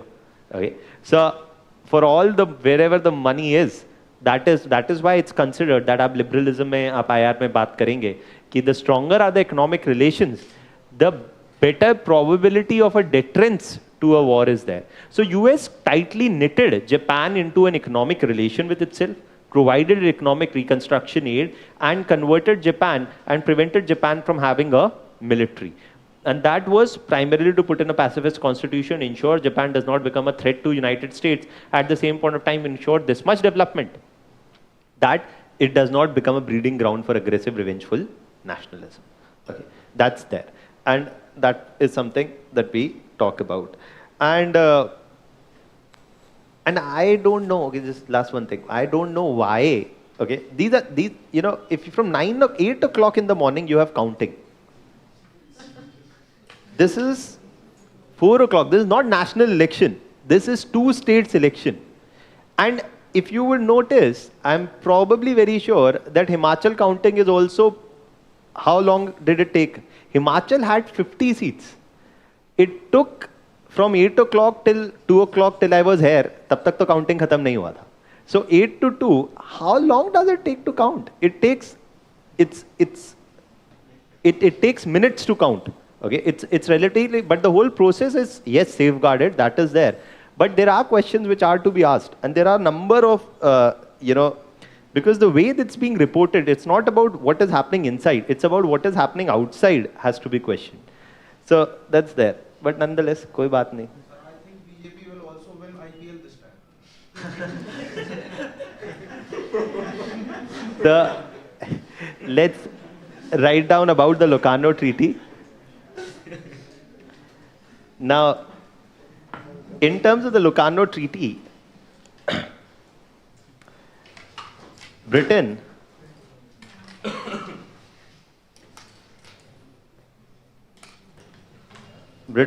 France, and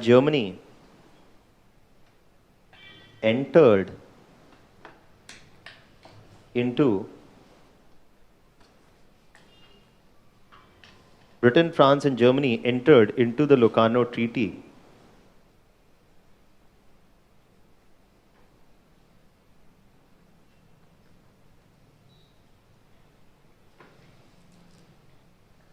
Britain, France, and Germany entered into the Locarno Treaty.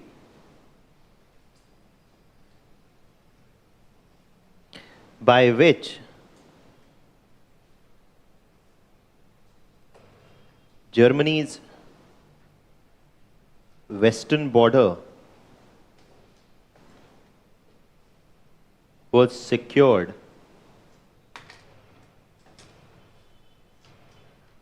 Moreover,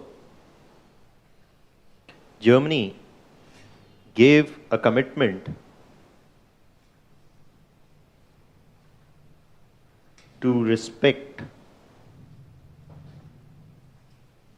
its western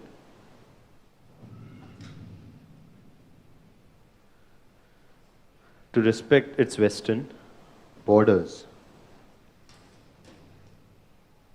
This was an implicit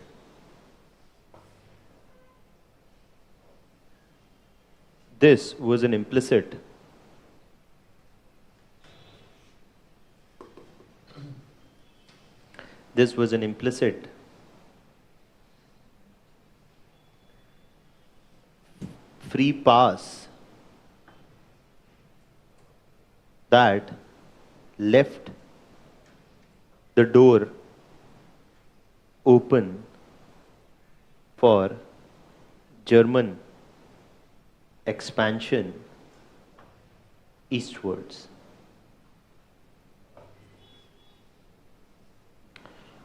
For German expansion eastwards.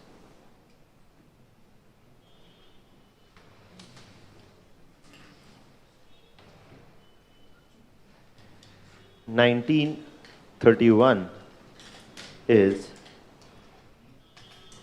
Japan's invasion of Manchuria.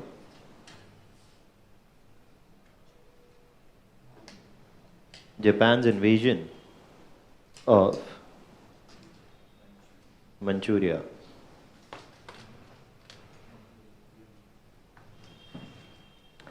And Japan's invasion of Manchuria in 1931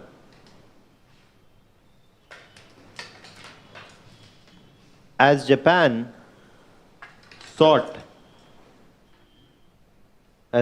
sought to further increase industrial production,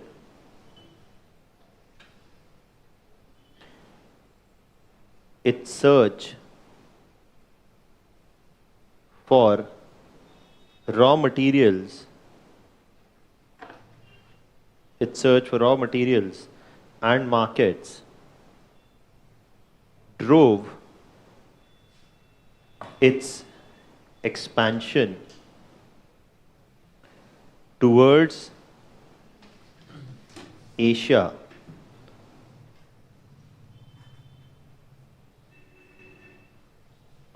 Manchuria was annexed, keeping its huge mineral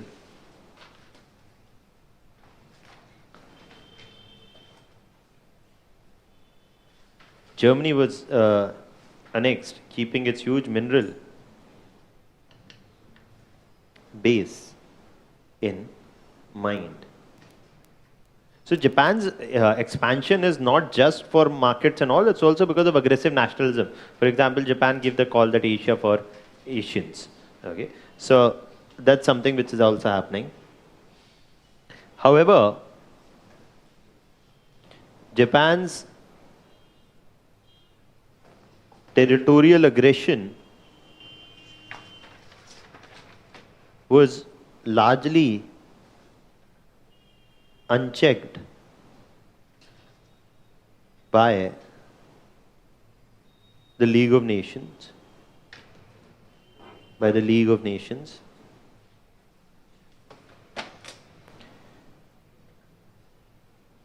Nations took no decisive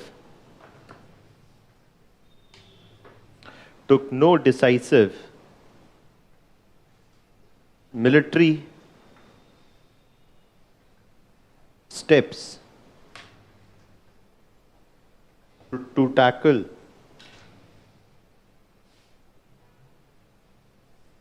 Japanese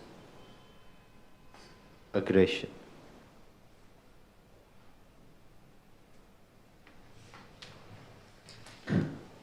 In 1935, what you see is Italy's invasion of Abyssinia or Ethiopia. Italy's invasion of Abyssinia or Ethiopia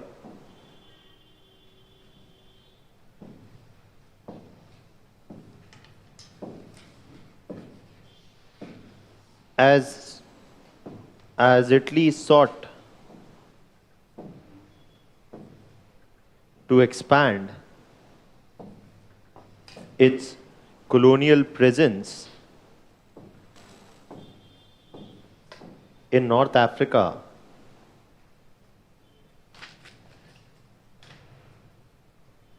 Mussolini's steps were weakly criticized by the League of Nations. Was weakly criticized by the League of Nations. This emboldened was weakly criticized by the League of Nations. This emboldened Hitler. Who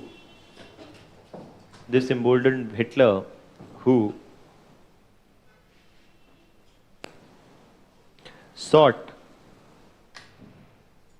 to undo the restrictions imposed by the Treaty of Versailles.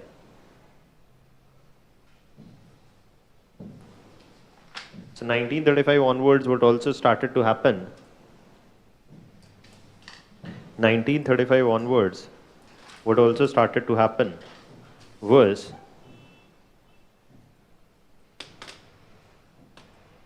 Hitler started expanding the German army beyond the stated strength of 1 lakh soldiers. started to actively rebuild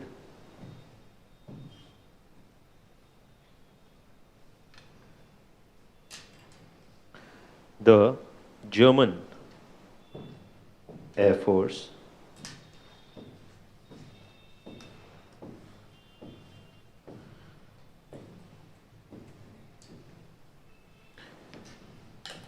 by 1936. What Hitler is doing is that Hitler remilitarized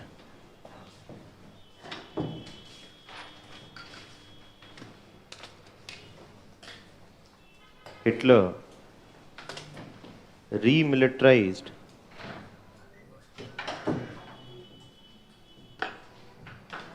the Rhineland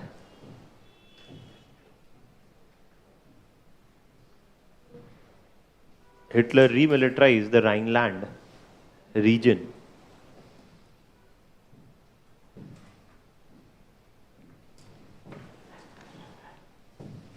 And this is also a violation of the Treaty of Versailles. In 1937,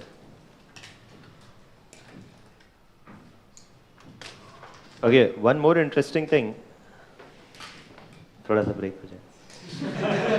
So one more interesting thing is that if you would see, the problem even with newspapers like Hindu and Express today is actually that they're under so much pressure. They're relatively independent, but they're under so much pressure. For example, a special petition was filed by the non-BJP parties before the counting was to happen in the Supreme Court. Because Gujarat elections are the only second elections where VVAT is finally being used. But the problem with VVAT use is that there's no problem. The point is that according to the Election Commission, only one booth's elections tally can be cross-checked with VVAT. Okay, that's the statement, or that is the Election Commission's regulation. But but what had been demanded in the special petition that was filed in the Supreme Court, which the Supreme Court obviously rejected, was that that 25%, they said that 15 to 20% of the booths must be cross-checked with the VVAT. The Supreme Court though rejected this, saying that it cannot interfere with the Election Commission, that it is Election Commission's mandate of what it wants to do. But just to put in some perspective, the current Chief Election Commissioner was the Managing Director of the Gujarat State Petroleum Corporation, which is selling GSPC for 20,000 crore loss to ONGC, which is not reported in the newspaper. So GSPC, देखिए 10 साल पहले की कहानी है. ये 10 साल पहले GSPC recorded in Gujarat a discovery of a huge oil block. That is why the Gujarat State Petroleum Corporation was formed, which said that it had found huge amount of oil on the coast of Gujarat. Okay, and this was valued extremely high, and then they said that, and that is why the GSPC gave out contracts for exploration, etc. Over the next 10 years, GSPC accumulated debts of 20,000 crores rupees, and now GSPC is being bought over by ONGC. Okay, so this is transferring a bad company's loan, which is a state company, to the central government. Okay, and the director of this was the current Chief Election Commissioner, who is now appointed as the Chief Election Commissioner. So, I mean, if you look at this, you know, if you don't question, then there is an absolute, because the media is not reporting unless and until you go and you know and you look, you'll not know. And that is the sad state of Indian media. What was the reason to remove Naseem Jaideep? So he retired. He is not removed. Okay. So that's there. It's very difficult to remove any of the constitutional body that causes a huge furore. So that's there. Now, the next thing to write in 1937 is Japan's invasion of Nanjing in 1937 was an extremely bloody aggression in which more than 3 lakh people were killed. The League of Nations did not take any urgent steps to counter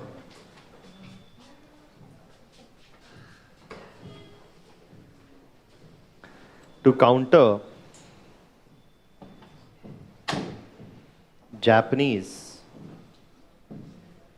aggression in the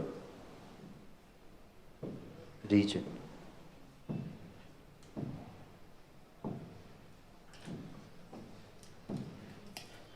By 1938, you see, Germany annexed or united with Austria. This is also a violation, right? Germany looked towards eastward expansion. Germany looked towards eastward expansion and now had expressed the desire to take over the Sudetenland region.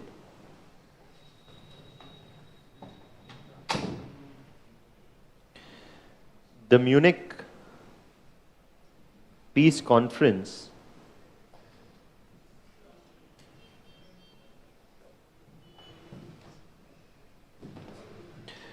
urged Czechoslovakia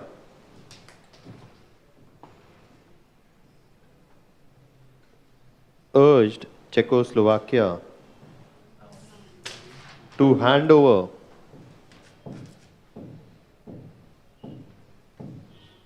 the German populated Sudetenland region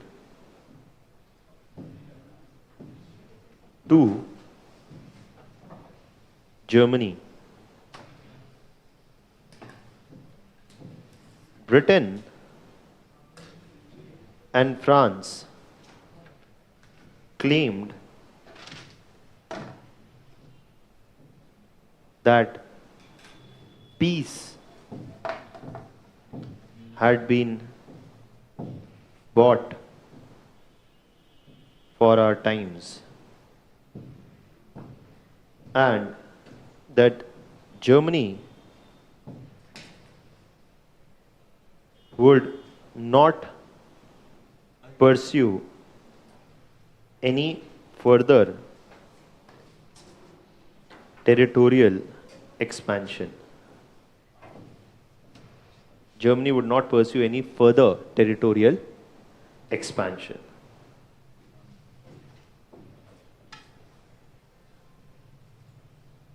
However, in 1938 itself, however, 6 months later,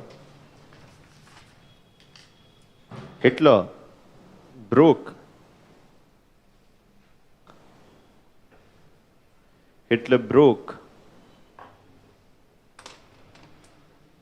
the, however, 6 months later, Hitler broke the Munich Pact, annexed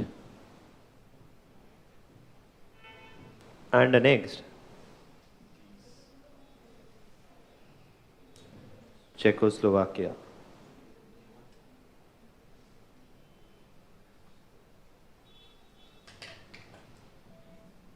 By 1938 also, Germany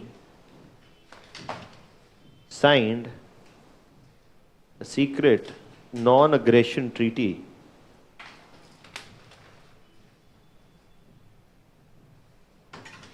with Soviet Union. A secret non-aggression treaty with Soviet Union.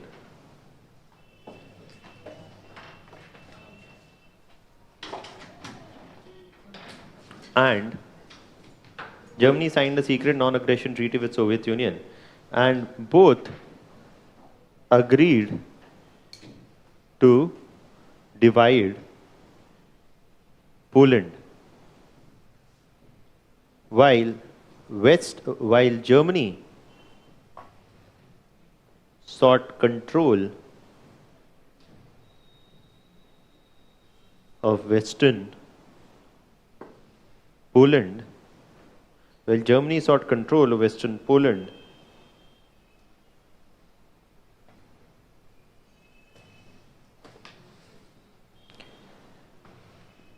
Soviet Union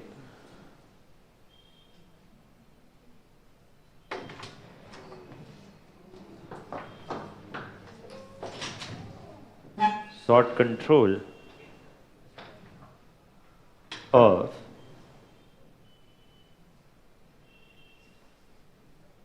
Eastern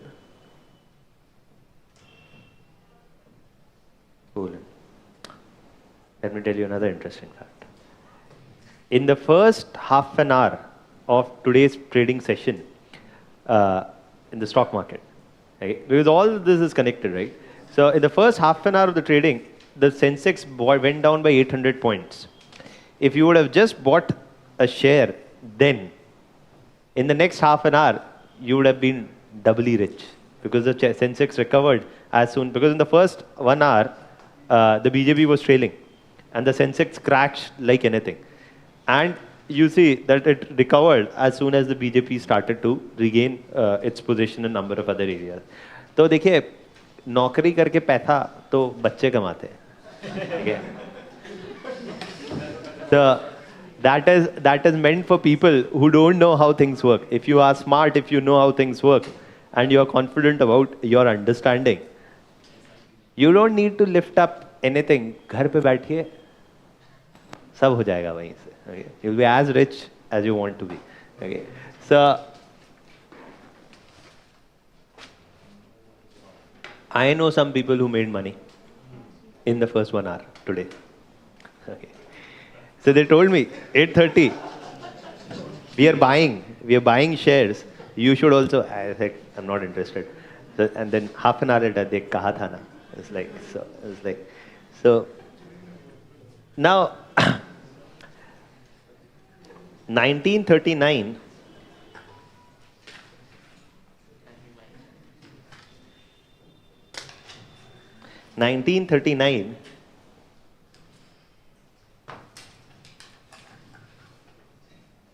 what happens is that Germany attacked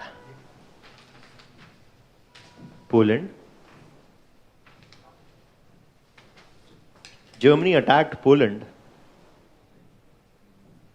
And Britain and France declared attack on Germany, citing the territorial aggression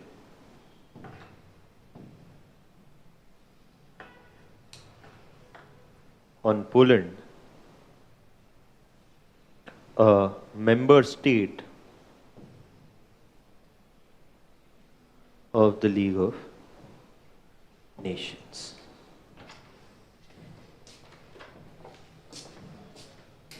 This is the beginning of World War II. Okay, so this is the beginning of World War II.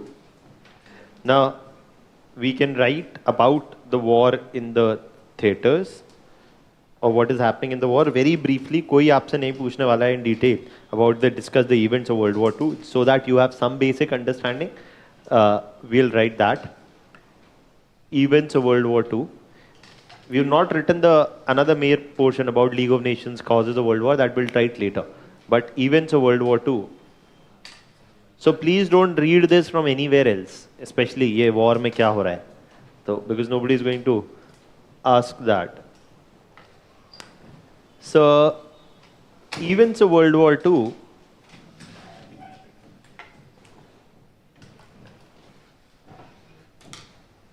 what you see is that we're saying basically that the war began from 1939 and went on till 1945. The war had three major theaters. One is the European theater. The other is the North African theater. And the third is the Asian theater. So these are the three main theaters of the war. In terms of the European theater, we again can divide this into the Western Front and the Eastern Front. See, this is the best way to remember it, okay? Rather than seeing कि एक year में क्या हो रहा है, because that becomes very messy. Because in 1 year there are things happening in West Asia also, in North Africa also, Europe also, and Asia also. So in terms of the Western Front, what you see is that the war broke out firstly on the Western Front, right? The war broke out with Germany using the Blitzkrieg strategy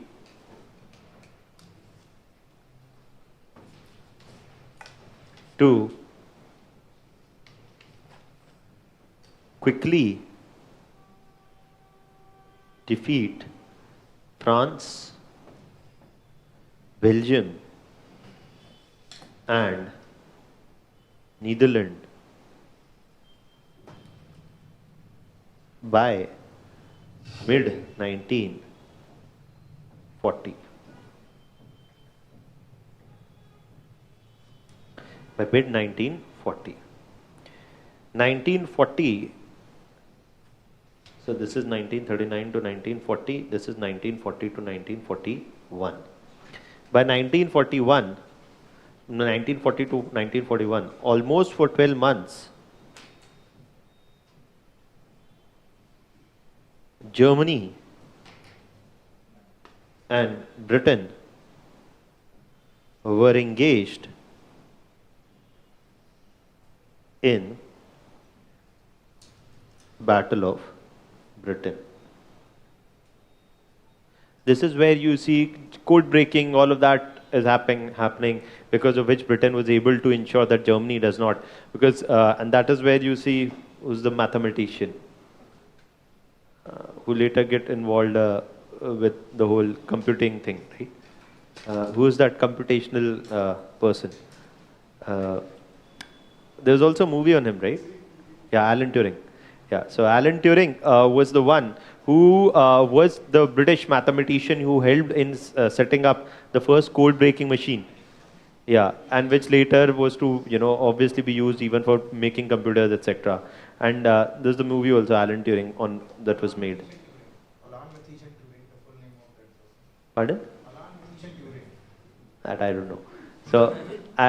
So I know only this much, that that Alan Turing played a pretty important role in that, and that also eventually got him prize a civilian honor, a military honor, much later after his death, because Turing was being a homosexual, was forced into accepting house imprisonment after this time when he later committed suicide. So that's there. Now, 1940 to 1941, almost for 12 months, Germany and Britain were engaged in the Battle of Britain, which, despite major setbacks, which despite major setbacks,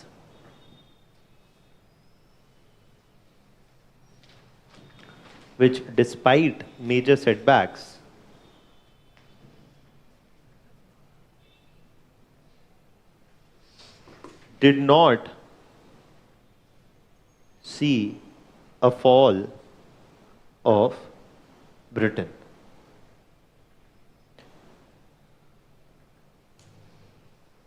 Now, we did not see a major fall of, we did not see a fall of Britain.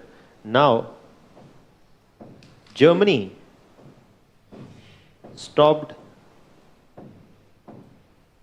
the bombing on the Western Front and opened the Eastern Front. Germany stopped bombing on the Western Front and opened the Eastern Front of the war. And opened the Eastern Front. Everybody's written? So, on the Eastern Front, what you see is that from 1941 to 1944, Germany broke the non-aggression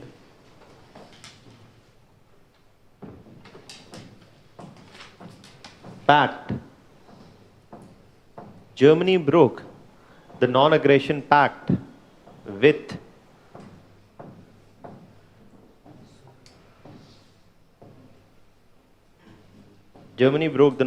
pact with the Soviet Union and attacked the Soviet Union.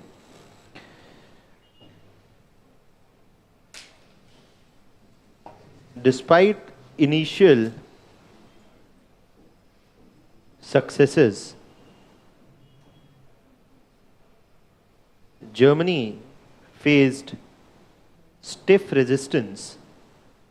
Despite initial successes, Germany faced stiff resistance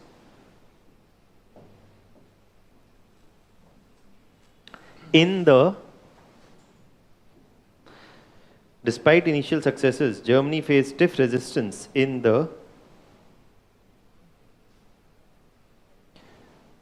Battle of Leningrad.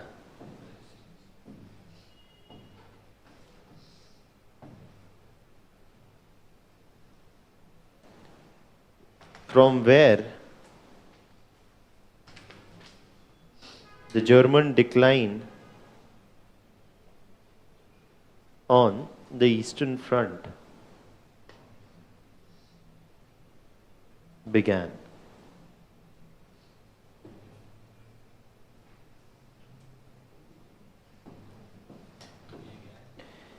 German decline on the Eastern Front began.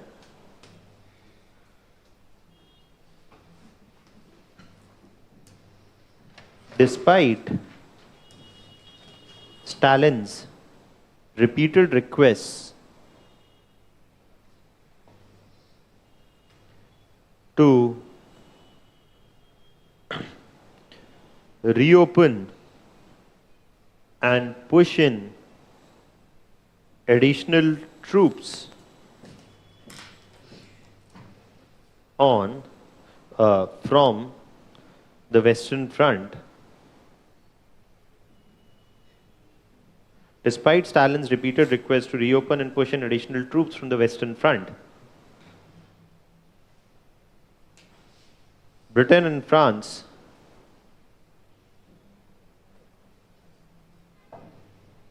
chose not to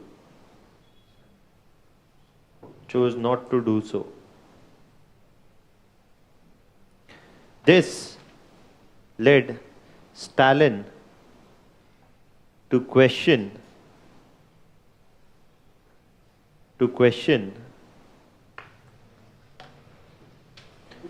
the honesty of intentions of Western powers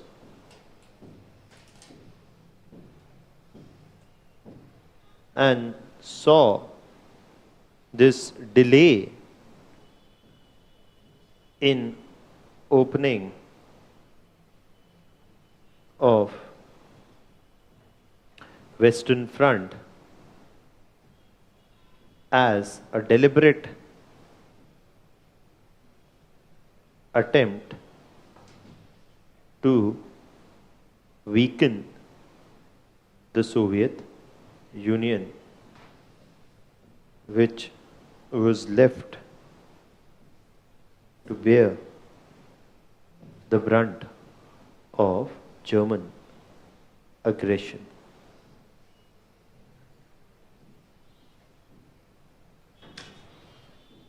On Eastern Front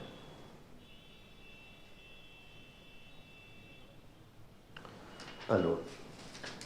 So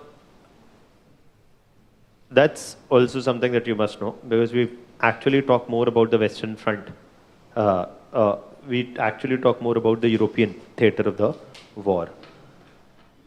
Now, also writing about the Asian theatre,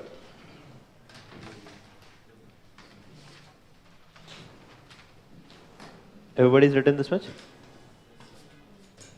Now, writing about the Asian theatre, we say that 1941, US enforced a naval blockade on oil imports to Japan.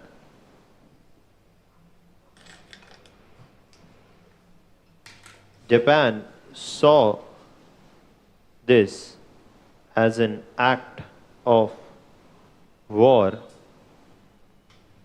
and a provocation, replying to which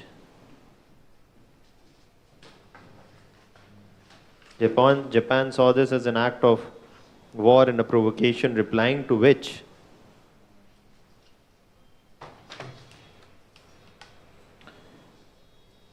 it simultaneously bombed US naval bases across Pacific on December 7th, 1941, including the Pearl Harbor attack, in which more than 1,500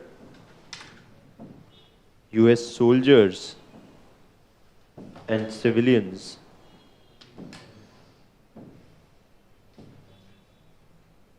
were killed.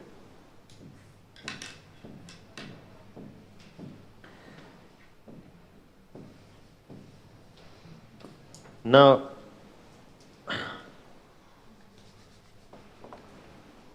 what you see next is 1941 to 1945. US was engaged in a constant battle with Japan to assert naval supremacy in the Pacific region.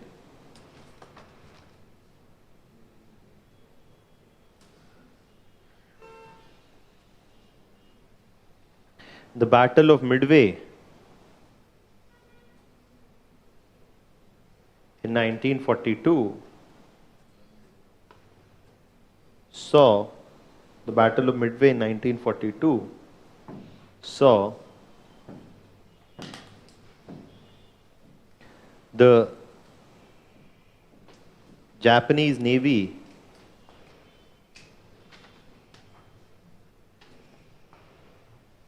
So the Japanese Navy suffer major reverses at the hands of United States. The US adopted an island hopping strategy, hopping strategy to slowly take over the control of strategically important islands in the Pacific region.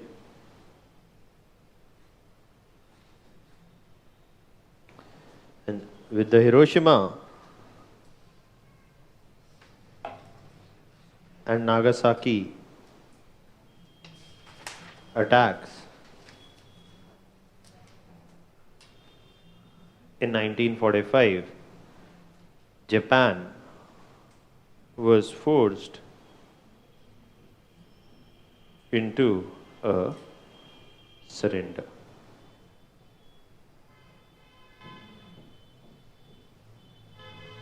And finally, the last thing that you are writing for today, after that we'll call off the class, is what we have to write about the North African theatre.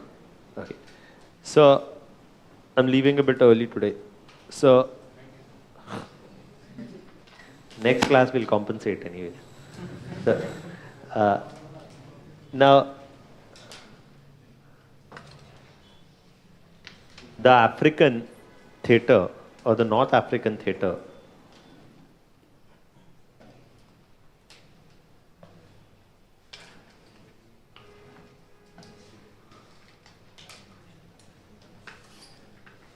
the desert wars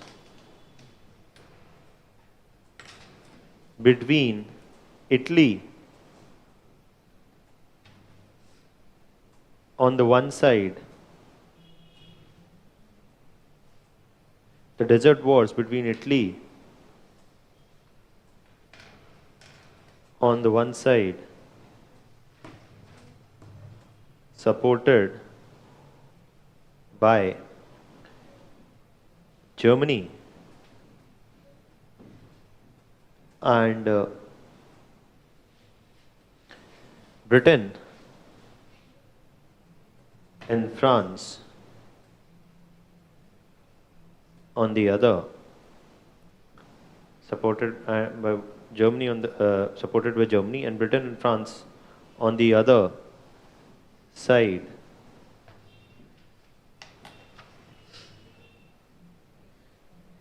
saw a major conflict over securing the control of Libya and the Suez Canal in Egypt.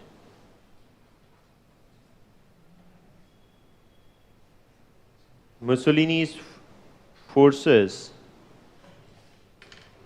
were defeated in North Africa,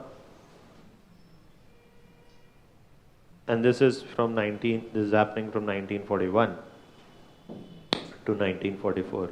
Mussolini's forces were defeated in North Africa in 1944. He fled from Italy but was brought back later and publicly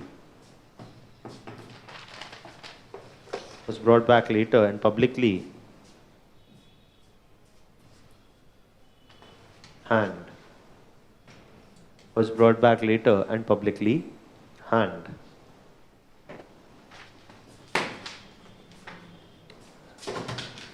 In 1944,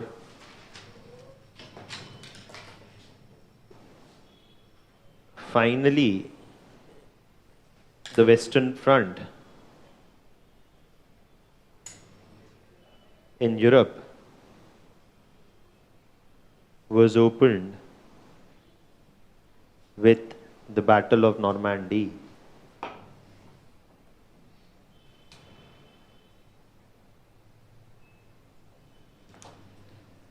And Britain, France, and United States pushed in additional troops. Britain, France, and United States pushed in additional troops through Western Europe and North Africa. Germany was now surrounded by allied powers, both on the western and eastern front, and was forced to surrender, while Hitler committed suicide. So that's what you need to know about the three fronts. What we need to write, and that's where we'll begin in the next class, is about the causes of World War II. Okay, there are a few other things that I'll also talk about, and then about League of Nations, its strengths, its weaknesses, its assessment, and probably a brief comparison with the United Nations also. We'll stop here then. Okay. Any other doubts still here? What is the tally?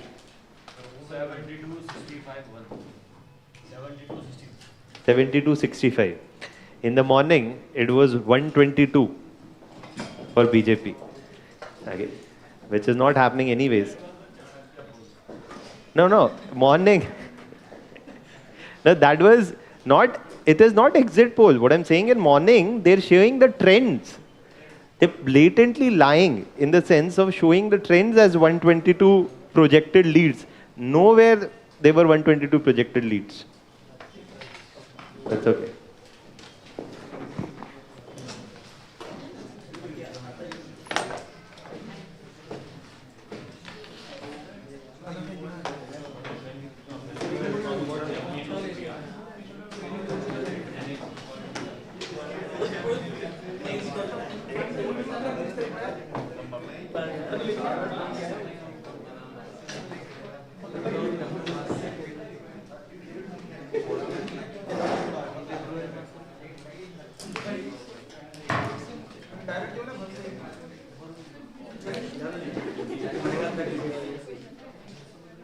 आया नहीं